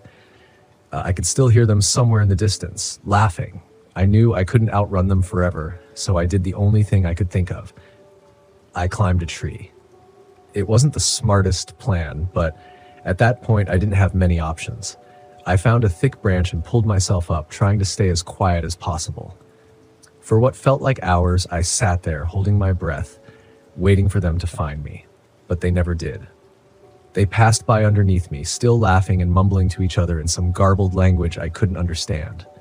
Once they were gone, I climbed down, my legs shaking so badly I could barely stand. I didn't know where I was or how to get back, but I knew I had to keep moving. There was no way I was staying in those woods. The next few hours were a blur. I stumbled through the darkness, my heart pounding in my chest. Every sound made me jump. Every shadow looked like one of them. Eventually, I found my way back to the truck. The sun was just starting to rise, casting an eerie glow over the forest. Drew's truck was gone. Or maybe it had never been there. At that point, I didn't know what was real anymore. I got in my truck and drove. I didn't stop until I was back on the main road, far away from that place. I never told anyone what happened. Not the cops, not Drew's family, no one. They'd never believe me anyway. They just say, Drew got lost in the woods, maybe had an accident or got attacked by some animal. But I know what I saw. Drew didn't just disappear. Those people, those things, they're still out there, somewhere in those woods, waiting for the next poor soul to take a wrong turn.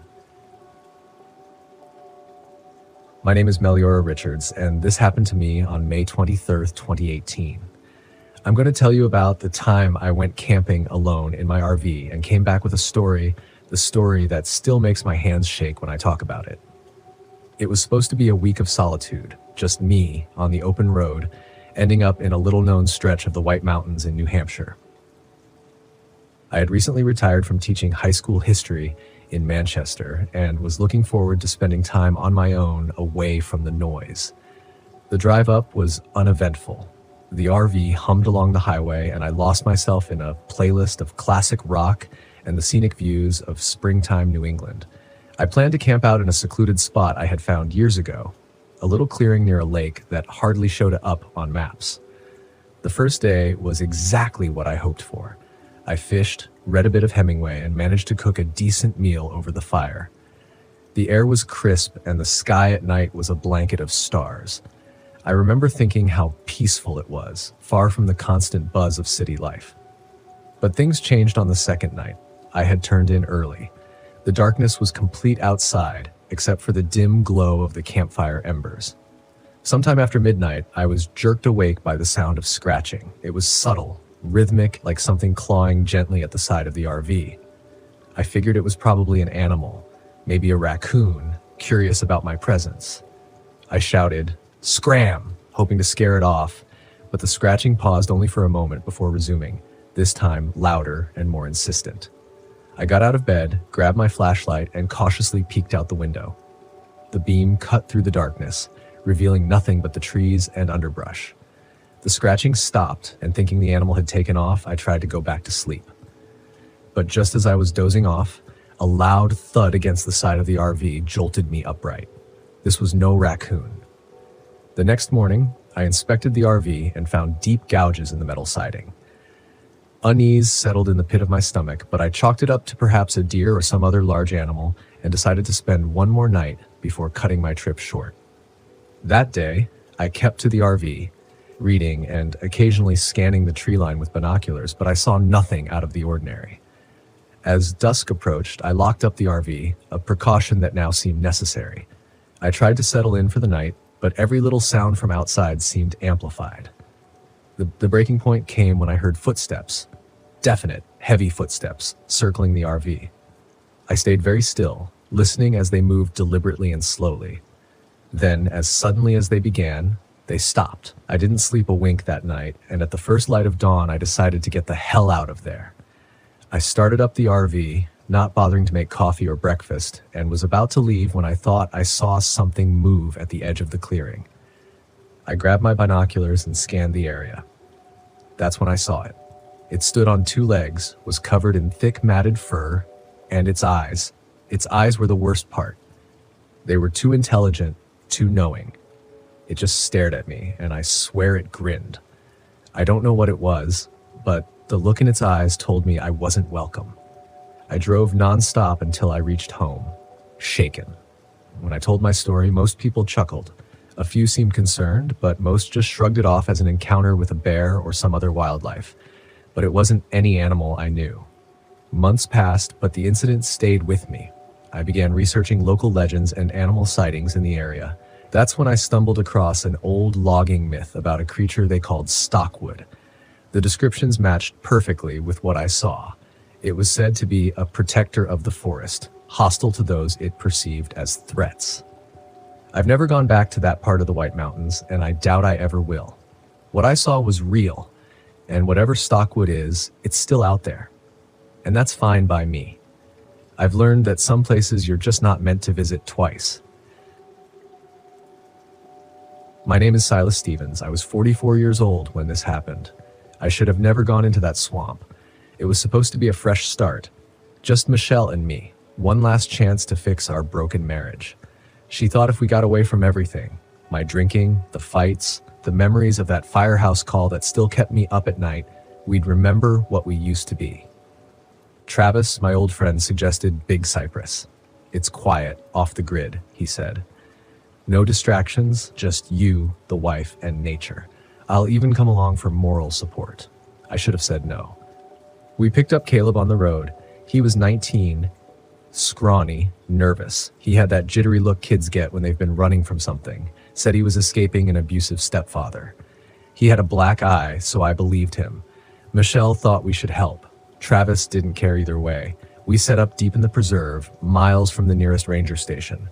No tourists, no cell service, just towering cypress trees and the wet stink of the swamp. It was beautiful in a way, but there was something off about the air. Too still, too heavy. The first sign that something was wrong was the noises. They started the first night. Whooping calls in the distance, strange and guttural. Not animal sounds, not human either. Michelle thought it was an echo, some trick of the swamp. Caleb wasn't so sure. He claimed he saw something watching us from the trees. But when I looked, there was nothing there. The next day I found something worse. A skull, half buried in the mud near our camp.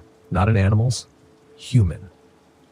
I showed it to Travis. He just smirked. Probably an old hunting accident, he said. Nothing to worry about. Michelle wanted to leave. I should have listened to her. That night, the noises got closer. Scratching against the RV walls, footsteps in the brush. I sat outside with my hunting knife, my heart hammering. At some point, I must have dozed off, because when I woke up, Caleb was gone. We searched for hours, calling his name, but the swamp swallowed our voices. Then we heard it, screaming, a sharp, panicked cry, cut off too soon. We ran toward the sound, but all we found was his torn-up shirt nailed to a tree. "This ain't right," Michelle whispered. Travis stayed quiet. We went back to the RV. The air felt thick, suffocating. I locked the doors, gripped my knife tight. Sleep never came. Then, around 3 a.m., something changed.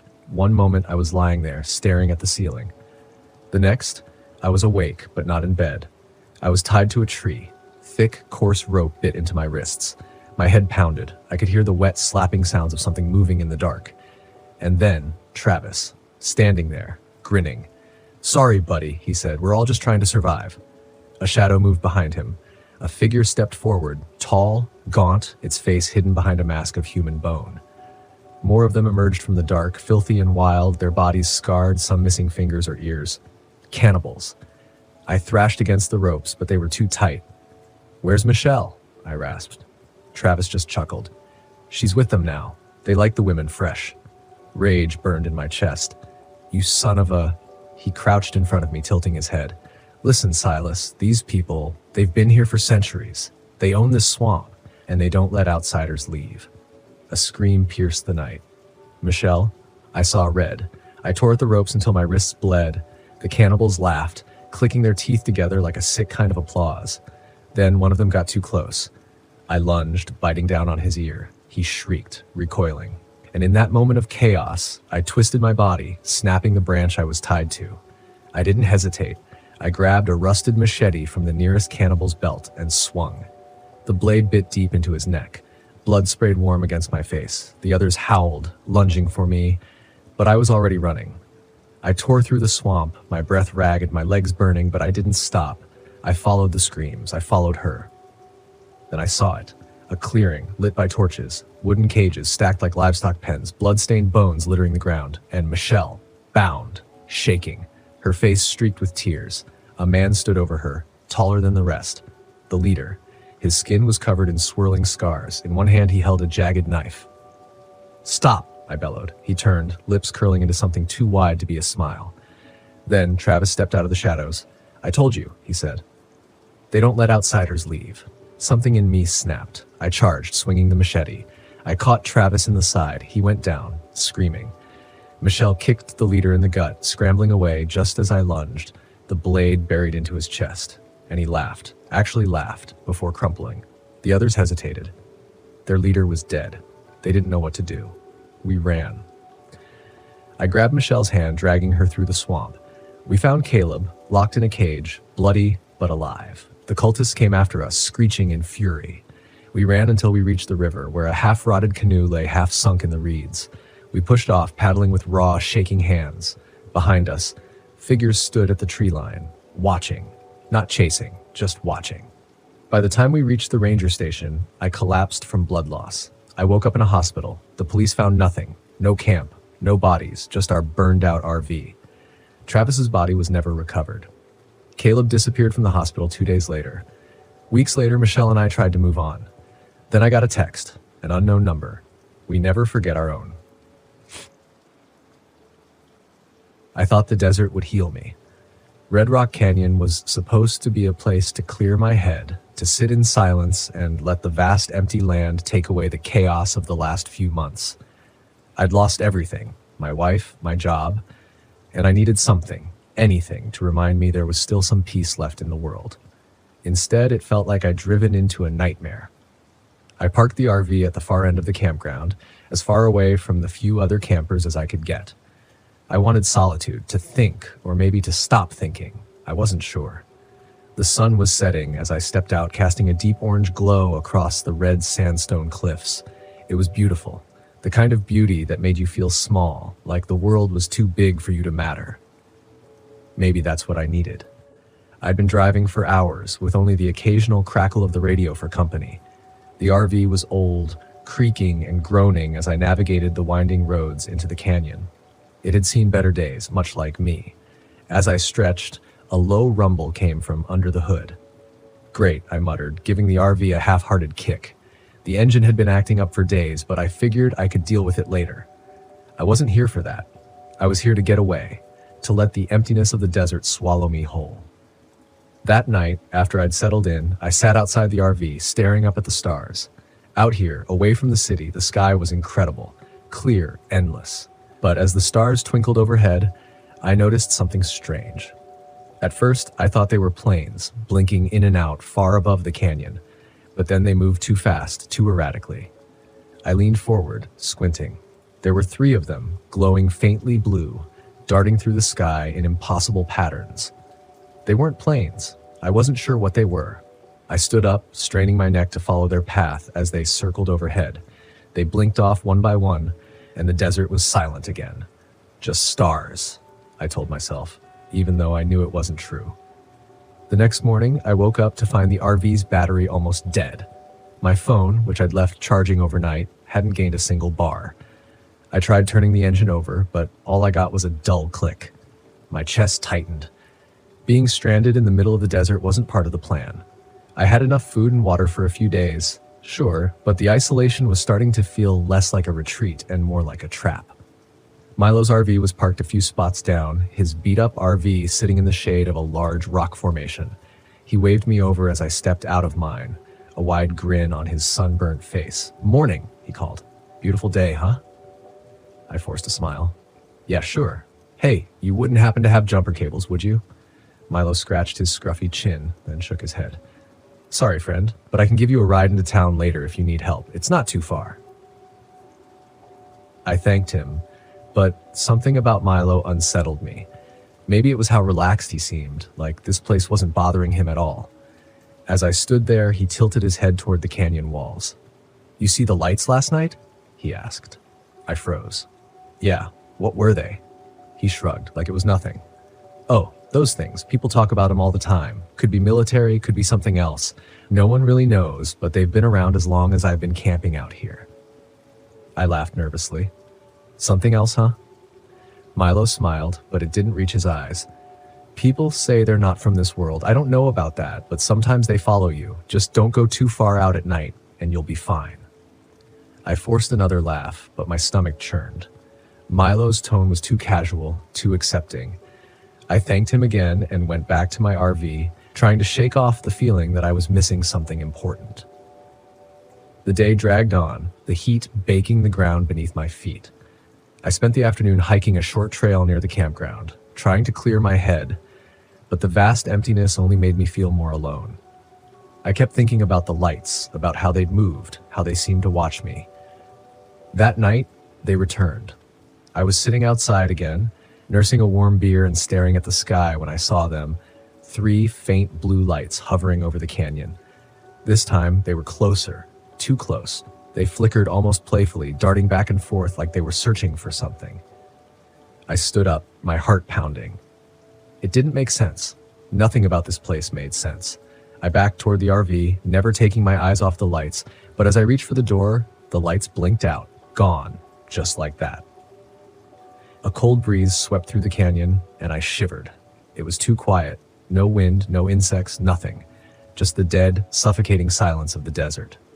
Then the RV lights flickered once, twice, and went dark. My chest tightened as I stumbled into the RV, fumbling for the flashlight. I clicked it on, but the beam was weak, barely cutting through the darkness. The electrical panel was dead, and my phone wouldn't turn on. Every piece of technology I had was failing, and I had no idea why. A sudden knock on the door made me jump. "Chris, you okay?" It was Emily, the hiker I'd met earlier that day. She'd pitched her tent nearby, planning to stay for a few nights before heading out. I opened the door, trying to hide my panic. "Yeah, just some electrical issues," I said, forcing a smile. "Everything's dead. I'm guessing the battery's shot." Emily frowned, glancing back at her tent. "That's weird. My phone's dead too, and my flashlight keeps flickering." Her voice was calm, but I could see the worry in her eyes. She felt it too. The strangeness in the air, the weight of the silence. She stepped closer, her voice dropping to a whisper. "Do you think it's the lights?" Milo told me about them earlier, said people disappear sometimes. I swallowed hard, trying to keep my breathing steady. "Disappear?" Emily nodded, her gaze drifting toward the canyon. "Yeah, it's mostly stories. We seem pretty convinced." For a moment, neither of us spoke. The air felt thick, heavy, like the desert was closing in on us. I wasn't sure if I believed in Milo's campfire tales, but the lights, they were real, and they weren't natural. "We should get out of here," Emily said, breaking the silence. "I don't like this." "I can't," I replied. "My RV won't start." She hesitated, then nodded. "Mine either. I tried earlier, but it's completely dead." We stood there, staring at each other, the weight of the situation sinking in. Something was wrong with this place. The lights weren't just an oddity. They were doing something, affecting everything around us, and we were stuck miles from any help. "We'll wait till morning," I said, trying to sound confident. "Maybe it's just a temporary glitch. We'll figure it out." Emily didn't look convinced, but she nodded and headed back to her tent. I locked the RV door behind her, though I wasn't sure what good it would do. That night, I barely slept. The silence was oppressive, like a blanket wrapped too tight around me. Every creak of the RV, every gust of wind made my heart race. I kept waiting for the lights to come back, to hover outside my window, but they didn't. Instead, I woke up sometime in the early hours, drenched in sweat, my head pounding. I sat up, blinking in the darkness. Something was wrong.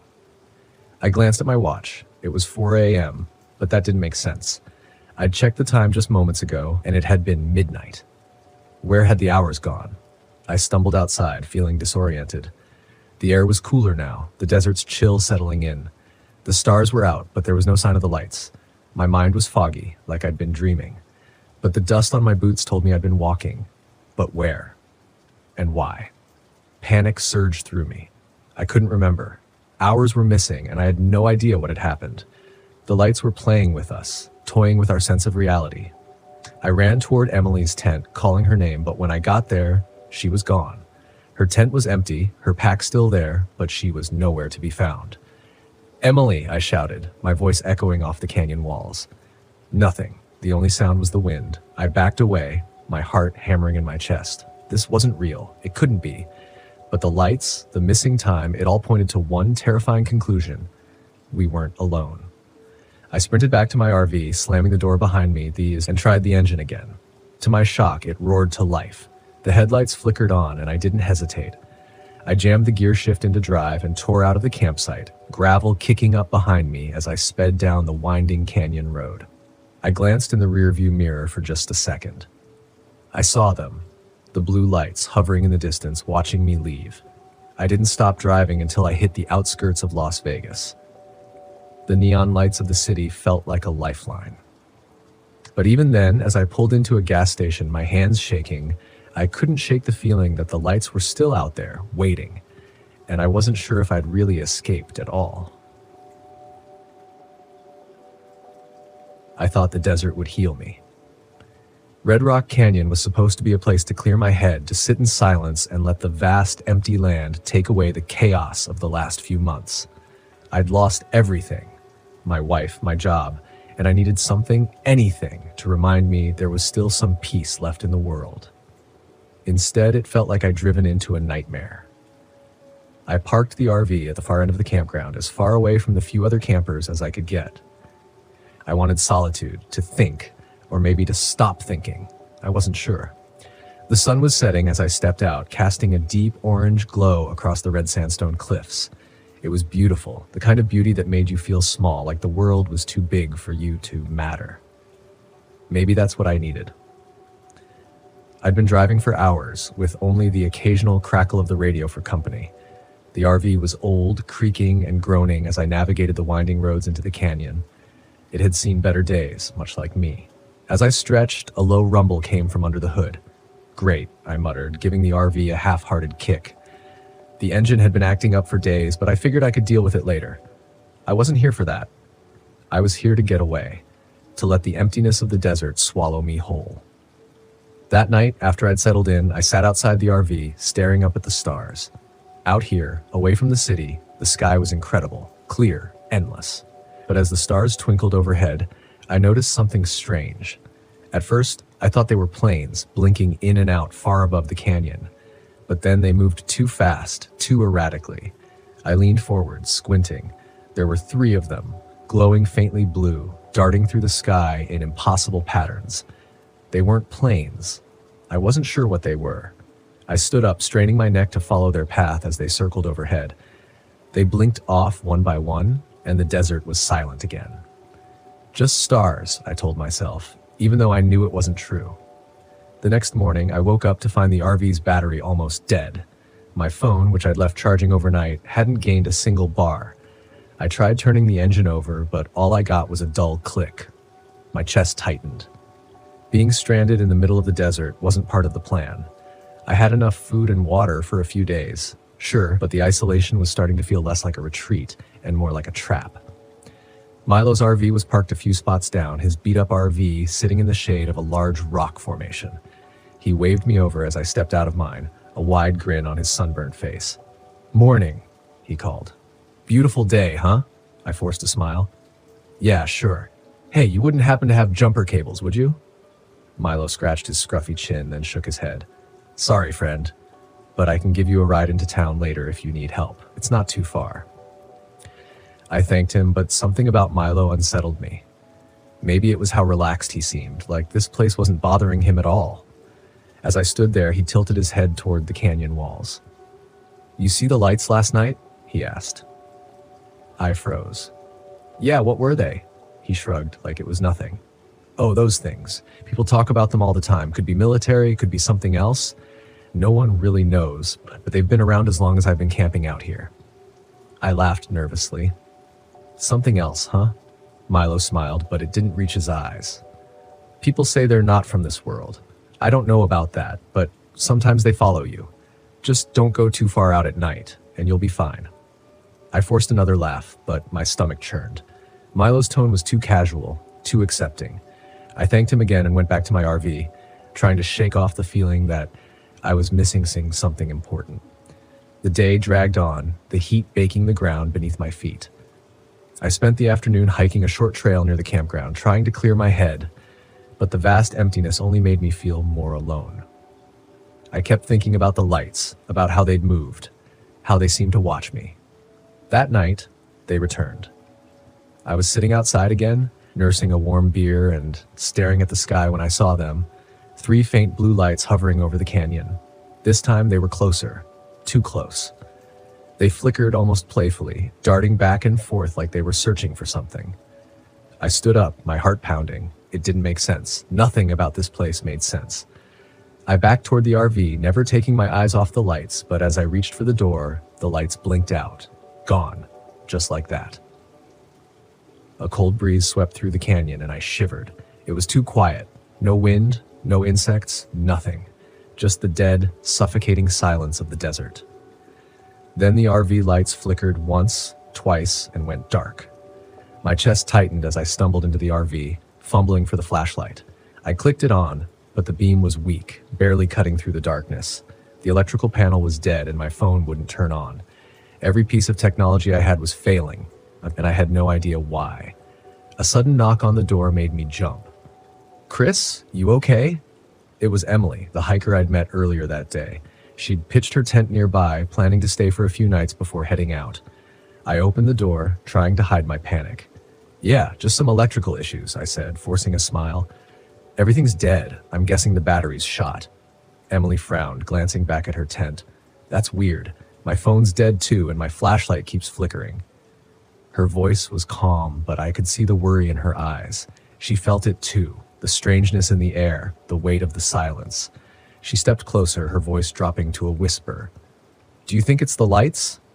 Milo told me about them earlier, said people disappear sometimes. I swallowed hard, trying to keep my breathing steady. Disappear? Emily nodded, her gaze drifting toward the canyon. Yeah, it's mostly stories, but you seem pretty convinced. For a moment, neither of us spoke. The air felt thick, heavy, like the desert was closing in on us. I wasn't sure if I believed in Milo's campfire tales, but the lights, they were real, and they weren't natural. We should get out of here, Emily said, breaking the silence. I don't like this. I can't, I replied. My RV won't start. She hesitated, then nodded. Mine either. I tried earlier, but it's completely dead. We stood there, staring at each other, the weight of the situation sinking in. Something was wrong with this place. The lights weren't just an oddity. They were doing something, affecting everything around us, and we were stuck miles from any help. We'll wait till morning, I said, trying to sound confident. Maybe it's just a temporary glitch. We'll figure it out. Emily didn't look convinced, but she nodded and headed back to her tent. I locked the RV door behind her, though I wasn't sure what good it would do. That night, I barely slept. The silence was oppressive, like a blanket wrapped too tight around me. Every creak of the RV, every gust of wind made my heart race. I kept waiting for the lights to come back, to hover outside my window, but they didn't. Instead, I woke up sometime in the early hours, drenched in sweat, my head pounding. I sat up, blinking in the darkness. Something was wrong. I glanced at my watch. It was 4 a.m., but that didn't make sense. I'd checked the time just moments ago, and it had been midnight. Where had the hours gone? I stumbled outside, feeling disoriented. The air was cooler now, the desert's chill settling in. The stars were out, but there was no sign of the lights. My mind was foggy, like I'd been dreaming. But the dust on my boots told me I'd been walking. But where? And why? Panic surged through me. I couldn't remember. Hours were missing, and I had no idea what had happened. The lights were playing with us, toying with our sense of reality. I ran toward Emily's tent, calling her name, but when I got there, she was gone. Her tent was empty, her pack still there, but she was nowhere to be found. "Emily!"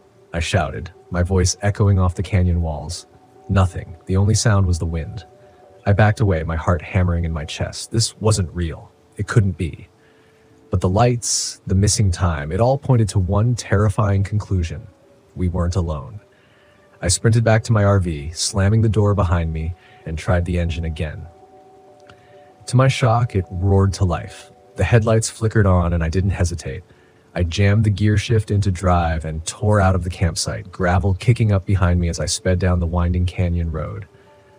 I glanced in the rearview mirror for just a second. I saw them. The blue lights, hovering in the distance, watching me leave. I didn't stop driving until I hit the outskirts of Las Vegas. The neon lights of the city felt like a lifeline. But even then, as I pulled into a gas station, my hands shaking, I couldn't shake the feeling that the lights were still out there, waiting. And I wasn't sure if I'd really escaped at all. My name is Laziel Norris, and this all went down back in 1997, right outside Great Bend, Kansas. I wasn't a farmer, but I owned a chunk of land with a decrepit barn and a trailer that smelled like burnt coffee and regret. My dad's old place, which I inherited because no one else wanted it. I spent most days tinkering with old radios and small engines. It was nothing glamorous, but people needed their stuff fixed, and I liked being the guy to do it. My ex-wife used to say I had a knack for fixing everything but myself, which was probably true. The nights out here were quiet, which suited me fine, until one wasn't. I was out in the barn that evening, trying to rewire a busted ham radio that a guy from 3 counties over had brought me. Static crackled faintly through the old speakers, almost rhythmic, like something tapping against my brain. I shook it off, told myself I'd been drinking too much gas station coffee. The light over my workbench flickered, and that's when I heard the first scream. It wasn't human. It wasn't an animal either. It had a pitch, a kind of warbling that seemed to twist in on itself. I froze, my hands gripping the pliers like a lifeline. A second scream followed, closer, slicing through the air like a blade through fabric. I stepped outside. The air felt heavy, like a storm about to break, but the sky was clear. My truck sat 20 yards away, and for a moment, I thought about leaving. Then I saw the field. There were lights. Not like car headlights or even those high beams farmers use to scare off deer. These were blue and pulsating, hovering low over the corn. It was hypnotic, almost beautiful, until I realized they were moving. They weren't stationary. They were coming toward me. Something instinctive made me bolt for the truck. My keys were in my pocket, but my fingers fumbled like they'd forgotten how to work. Before I could get the door open, the lights hit me. It wasn't just light. It was sound, like a low hum that bypassed my ears and went straight to my bones. My legs gave out and I hit the dirt hard. When I came to, I was in a circular room. The walls glowed faintly, and the floor seemed to ripple under me like liquid metal. I tried to move, but my arms and legs were strapped to a table. The straps weren't leather or nylon, but something translucent, almost alive. I tested their strength, pulling hard. They didn't budge. "Human designation, Laziel Norris," a voice said. It was deep, resonant, and oddly polite, like someone reading off a checklist. I craned my neck to see who or what was talking. They weren't human. Their bodies were tall and wiry, covered in a metallic sheen that shimmered like oil on water. They had no mouths, but the voice was clear as day, like it was coming from inside my skull. Their heads were oblong, with ridges where a nose might have been. "Where the hell am I?" My voice cracked, but I tried to sound steady. "Spatial Junction 547, Sector 8. Your designation is irrelevant. Your utility will be determined." "My utility?" I snapped, yanking against the restraints. "I'm not a damn lab rat." One of them moved closer, its body bending unnaturally, as if it had too many joints. A thin, needle-like appendage extended from its arm, glowing faintly. Your anatomy will be cataloged. Catalog this, I barked, thrashing against the table. The needle hovered inches from my chest. And that's when I felt it, a sharp, burning pain in my ribs. My vision blurred, and for a moment I thought they had pumped me full of something. But then I heard it, a woman screaming. It wasn't me. It wasn't my voice. It was someone else.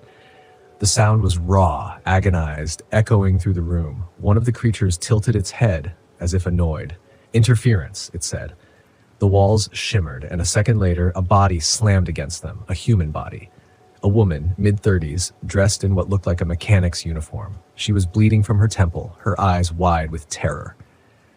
"Help me," she gasped, her voice hoarse. Before I could respond, the nearest creature lunged toward her. She was fast, faster than I expected. She ducked under its arm and grabbed something from her belt. It looked like a welding torch, but emitted a bright, concentrated beam that sliced through the creature's arm like butter. The severed limb hit the floor with a wet, metallic thud. "Laziel, right?" she said, breathless. "Can you move?" I blinked. "What the hell is happening?" "No time for introductions. Do you want to live or not?" "Yeah, that'd be great." She pressed something on the table, and the restraints released. I scrambled to my feet, every muscle screaming in protest. The creature she'd attacked let out a sound like static on a dying radio. The others began to close in. "We've got maybe 2 minutes before they adapt," she said, shoving the torch into my hands. "Don't miss." "What is this?" "Plasma cutter. Point and burn." The creatures advanced, their metallic bodies shifting and twisting like liquid. One of them lunged, and I swung the torch wildly. The beam cut across its torso, splitting it in two. The halves dissolved into a puddle of viscous silver goo. "This is not how I thought my Tuesday was going to go," I muttered. "Welcome to my world," she shot back, pulling something from her pocket. It looked like a handheld detonator. She pressed the button, and part of the wall disintegrated, revealing a narrow corridor. "Move," she yelled, dragging me forward. We ran. The corridor twisted and turned like a maze, every surface glowing faintly. The sound of the creatures echoed behind us, a relentless mechanical hiss. My lungs burned, but adrenaline kept me moving. "What are they?" I panted. "Ceres," she said. "Artificial life forms." "Not the time for a history lesson," I snapped. "What do they want?" "Biological data. They're mapping us, our species, our weaknesses. You were just next on the list." "Great. So how do we stop them?" "We don't," she said grimly. "We escape. And if we're lucky, we take a few of them out on the way." The corridor opened into a massive chamber. In the center was a platform with what looked like a control panel. She sprinted toward it, her fingers flying over strange glowing symbols. "What are you doing?" I asked. "Reprogramming their navigation system. If I can override it, I can send this whole damn ship into a star." "That's comforting," I said dryly. "Got a better idea?" I didn't. The seers burst into the chamber, their bodies flowing and reforming as they moved. I activated the plasma cutter, swinging it in wide arcs. 2 of them fell, their forms collapsing into pools of shimmering liquid. "Hurry up!" I shouted. "I'm working on it," she snapped. One of the seers reached for her, its needle-like arm extending. I didn't think, I just moved. The plasma cutter sliced through its torso and it crumbled, but not before another one grabbed my leg. "Cover your ears," she said. "What?" The blast was deafening. When the light cleared, the seers were gone and she was dragging me to my feet. "We've got 30 seconds, she said. "To what?" "Run," we sprinted. The ship trembled, a portal opened. "You first," she said. I dove through. A moment later, we were back in the field. The sky was eerily quiet. "Who are you?" I asked. She hesitated, then smiled. "Let's just say I'm not from around here." Before I could press her further, a distant rumble shook the ground. I looked up just in time to see a bright flash in the sky, followed by a streak of light plunging toward the horizon. "What was that?" I asked. "Their ship," she said. "Or what's left of it." I nodded, unsure what to say. She turned to leave, but I grabbed her arm. "Wait. Why were they doing this? What's their endgame?" "They're scouts," she said, "the first wave. If they'd finished their work, the next wave wouldn't be far behind. And now we've bought some time, but they'll be back." She walked away, disappearing into the darkness. I stood there for a long time, staring at the horizon. My bin was still standing, the ham radio untouched on the bench, but everything else had changed. Later that week, I found strange markings burned into the dirt where the sites had stood. Symbols, like a warning. I didn't know what they meant, but I had a feeling I wasn't done with them yet. My name is Corwin Hunter, and in 1994 I found myself deep in the North Cascades of Washington, chasing down what should have been an easy solo scouting trip for a local land trust. I'm a Lakota Sioux, and after my first couple of jobs in urban forestry, I figured moving westward might offer a little more freedom and open air. For the most part, it's been true. This forest work usually meant spotting different species, tracking growth patterns, and trying not to spook any hikers with a quick glance of me out of the brush. Just your typical boring flora and fauna review, right? Well, I hadn't banked on running into what was waiting out here in the Cascades. The assignment started simply enough. The higher-ups sent me on this one because I didn't mind the cold or the quiet. The only real company I had were the dense trees and moss-covered stones. The farther I hiked, the quieter things got. And I'd heard about that unnatural kind of quiet before, thought it was a myth, something meant to keep kids close to their campfires. I started paying more attention to each rustle, every snapped twig. The silence was unnerving, and not the kind you can just shake off. When I reached the western face of the ridge, I started noticing oddities. Strange imprints in the mud that looked like they belonged to some sort of mutated elk. But the tracks were too spaced out, too deep, with sharp impressions in the soil, as if something heavy yet agile had leapt across the path. For a second, I thought maybe I was hallucinating from the altitude, but something about the marks felt real and immediate, like I'd interrupted something halfway between here and the tree line. Just as I was about to retrace my steps, I caught sight of something. It darted between the trees, and I only saw it for a flash, a figure that seemed to ripple with the shadows. Built like a moose, but all wrong. Its skin had a strange texture, almost like cracked stone mixed with fur, and every limb seemed elongated, stretched out in ways that made my skin itch just looking at it. I'm no stranger to weird creatures. I've met grizzly bears too curious for their own good, and once saw a cougar in full sprint. But this thing was different. I stood there for a solid minute, staring after where it had disappeared, half convinced I'd imagined it. Yet the sinking feeling in my gut told me otherwise. I kept moving, trying to tell myself I hadn't just seen what I knew I had. Around dusk, I made my way to a clearing that I'd marked as my campsite. The air was thick, heavy with the kind of damp chill that creeps into your bones. I was rummaging through my pack for a flask when I heard something, a wet, guttural sound, almost like a choke, and a gasp rolled into one. It wasn't close, but it wasn't far enough for comfort either. As I crouched low, scanning the edges of the clearing, a loud snap echoed out, and then silence. My pulse hammered, and I kept my flashlight off, listening. In the fading light, I spotted something barely distinguishable against the tree line. 2 legs, long and twisted, just standing there, half visible in the dusk. They were the wrong kind of legs for anything I'd ever seen.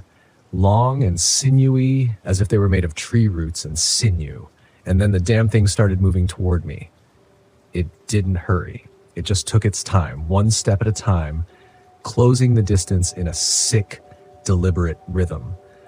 I scrambled for my knife, wishing I'd packed something a lot heftier.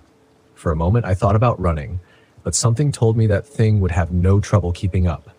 It let out a noise again, a wet, dragging sound, like someone trying to clear mud from their throat. Then it made its move. It launched itself forward, those gangly limbs twisting midair, stretching out toward me. My brain clicked into survival mode, and I barely ducked out of the way, feeling the rush of air as it passed by, landing hard on the spot where I'd just been standing. The thing adjusted itself and whipped around to face me. Its body seemed to shift and expand in the moonlight, like it was trying to take up more space to intimidate me with every crackling movement. And there was something unsettling about its face, or lack of one.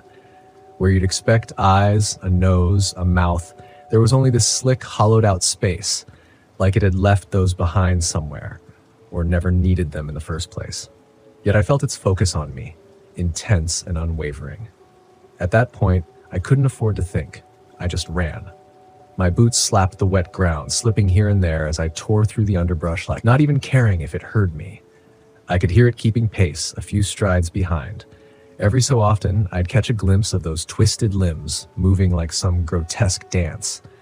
My only goal was to reach the old ranger outpost a couple of miles ahead. I knew it was sturdy enough to buy me time.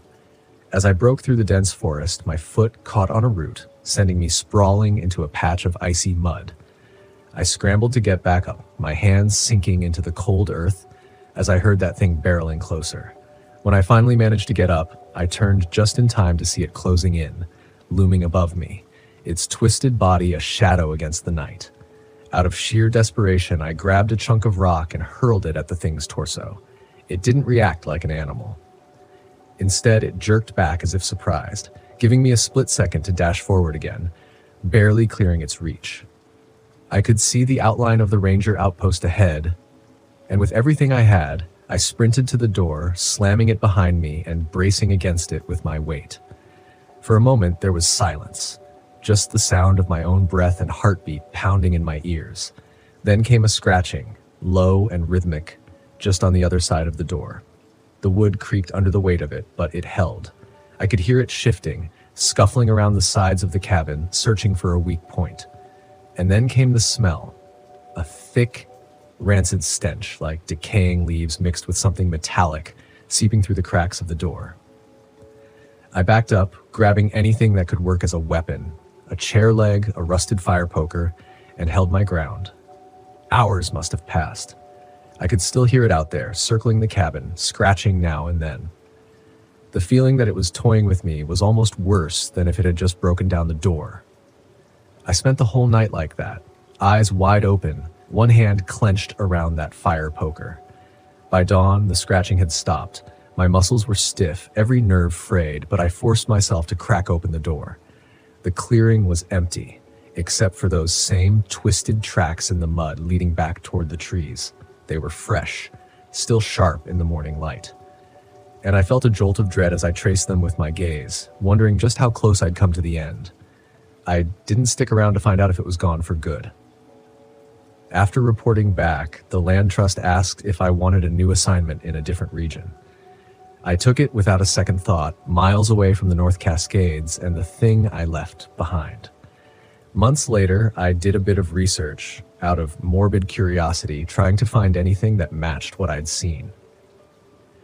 The only thing that came close was an old legend about a creature called the Root Wraith, an entity said to guard the deep forests, twisted and formed from the roots and branches of the oldest trees. My name is Mail Harris. I was 41 years old when this happened. If you're reading this, I want you to promise me one thing: never go into Apalachicola National Forest alone. I had spent years debunking myths, ghosts, witches, urban legends. None of them had ever stood up to scrutiny. My YouTube channel had blown up after I exposed the haunted BH Haven Asylum as nothing more than faulty wiring and wind drafts. So, when I heard about the Bone Collector, I thought it was just another backwoods boogeyman, a local legend. A few missing hikers turned into something supernatural. I was wrong. I parked my RV deep in the Apalachicola National Forest, just off an overgrown section of the Garden of Eden Trail. The place was deserted. No other campers, no rangers, no noise except for the wind in the pines. Perfect. I set up cameras and motion sensors, tested my thermal imaging, and checked my drone. The goal was simple: 3 nights in the forest investigating the myth. I'd prove the Bone Collector was just a story, upload my footage, and rake in the views. But by the second night, I knew something was watching me. It started small, a faint whistle in the distance, slow and deliberate, drifting through the trees. I assumed it was the wind. Then I found the doll. It was outside my RV, carved from wood, no more than 6 inches tall.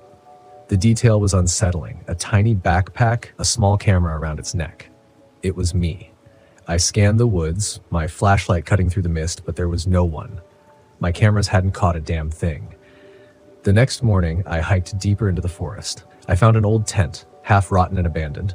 Inside there were clothes, a rusted knife, a canteen, but no sign of the owner.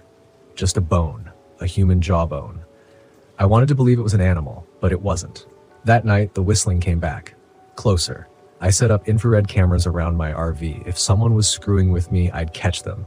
But at 3:12 a.m., my motion sensor beeped. Someone was standing outside my RV. I grabbed my knife and checked the monitor. Black and white static. My expensive night vision cam was glitching out. But for a split second, I saw something. A figure in rags standing just outside the frame. Motionless. Watching.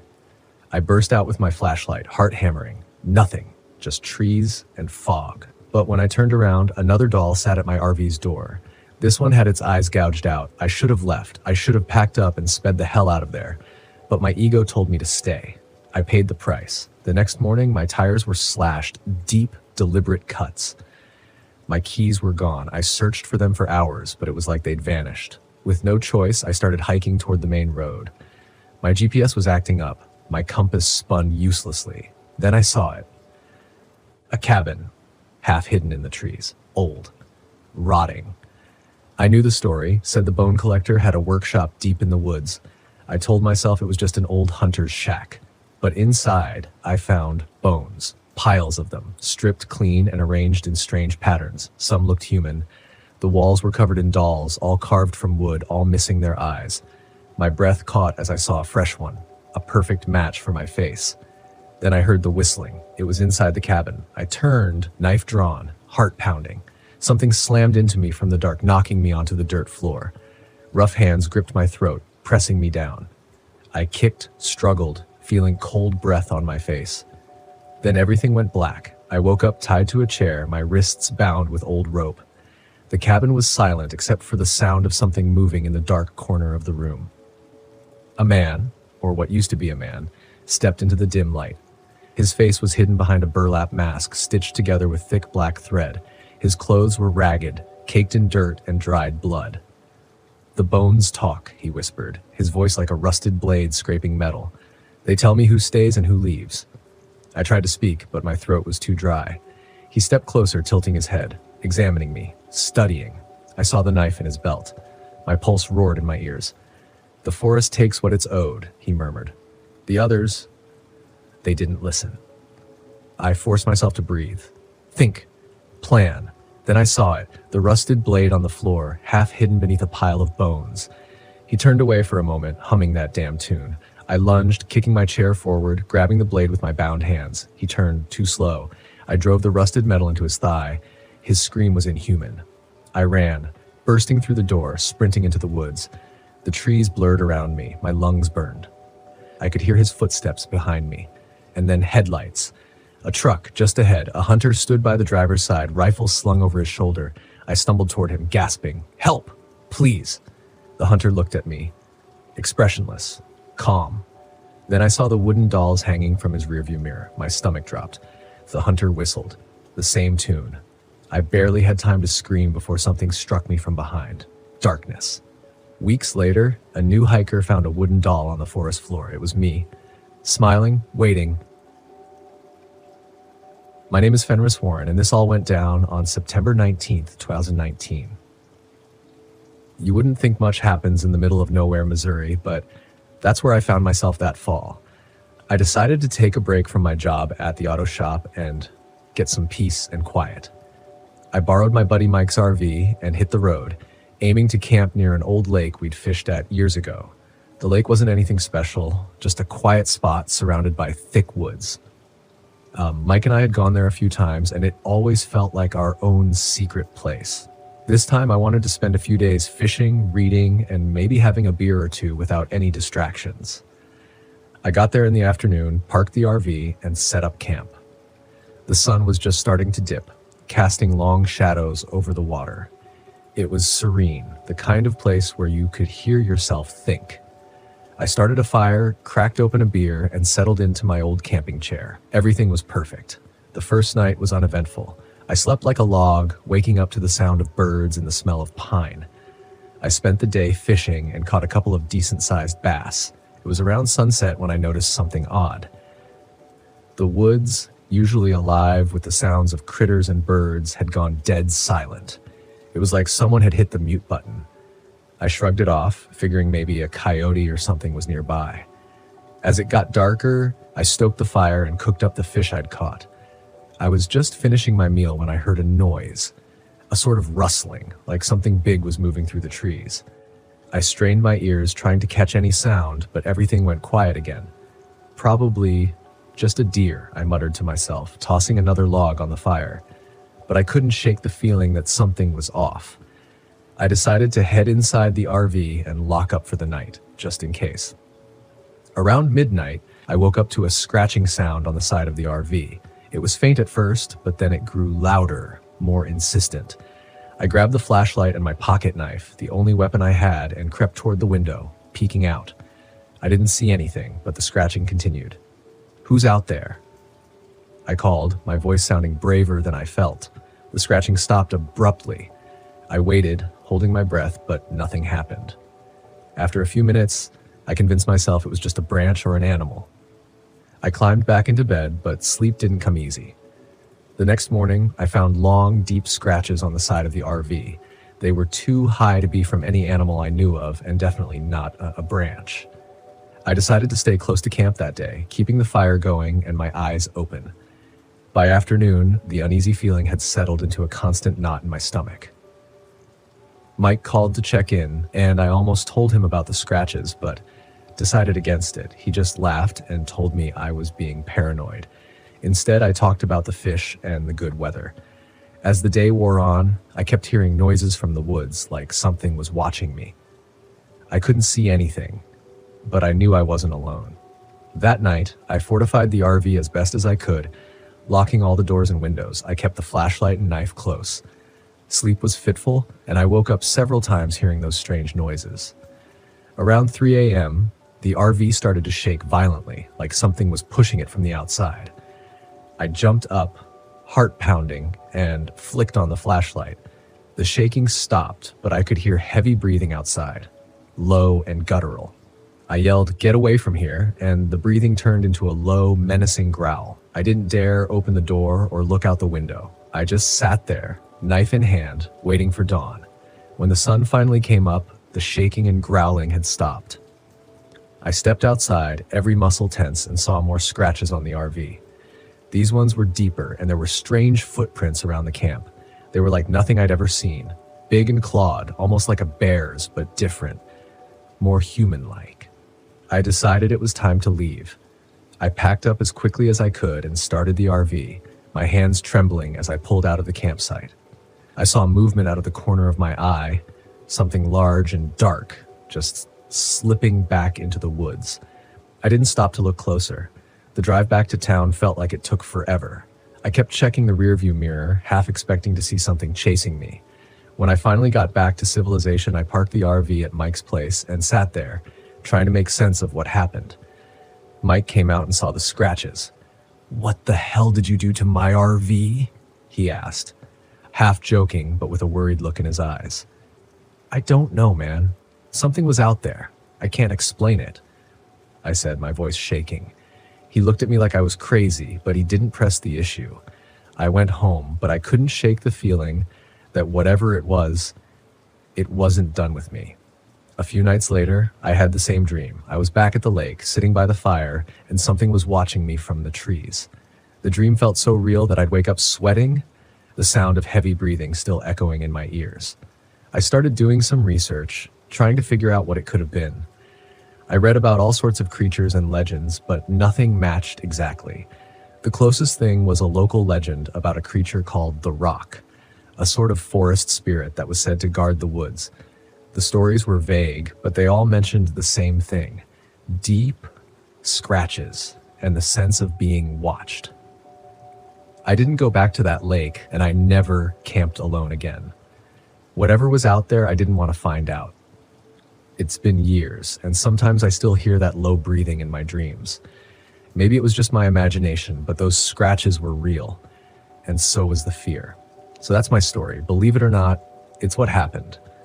Sometimes I think about going back, trying to find out more, but then I remember those nights and the terror that gripped me. Some things are better left alone. And that's it. I don't have all the answers, but I know one thing. I'm not going back to that lake. Not ever.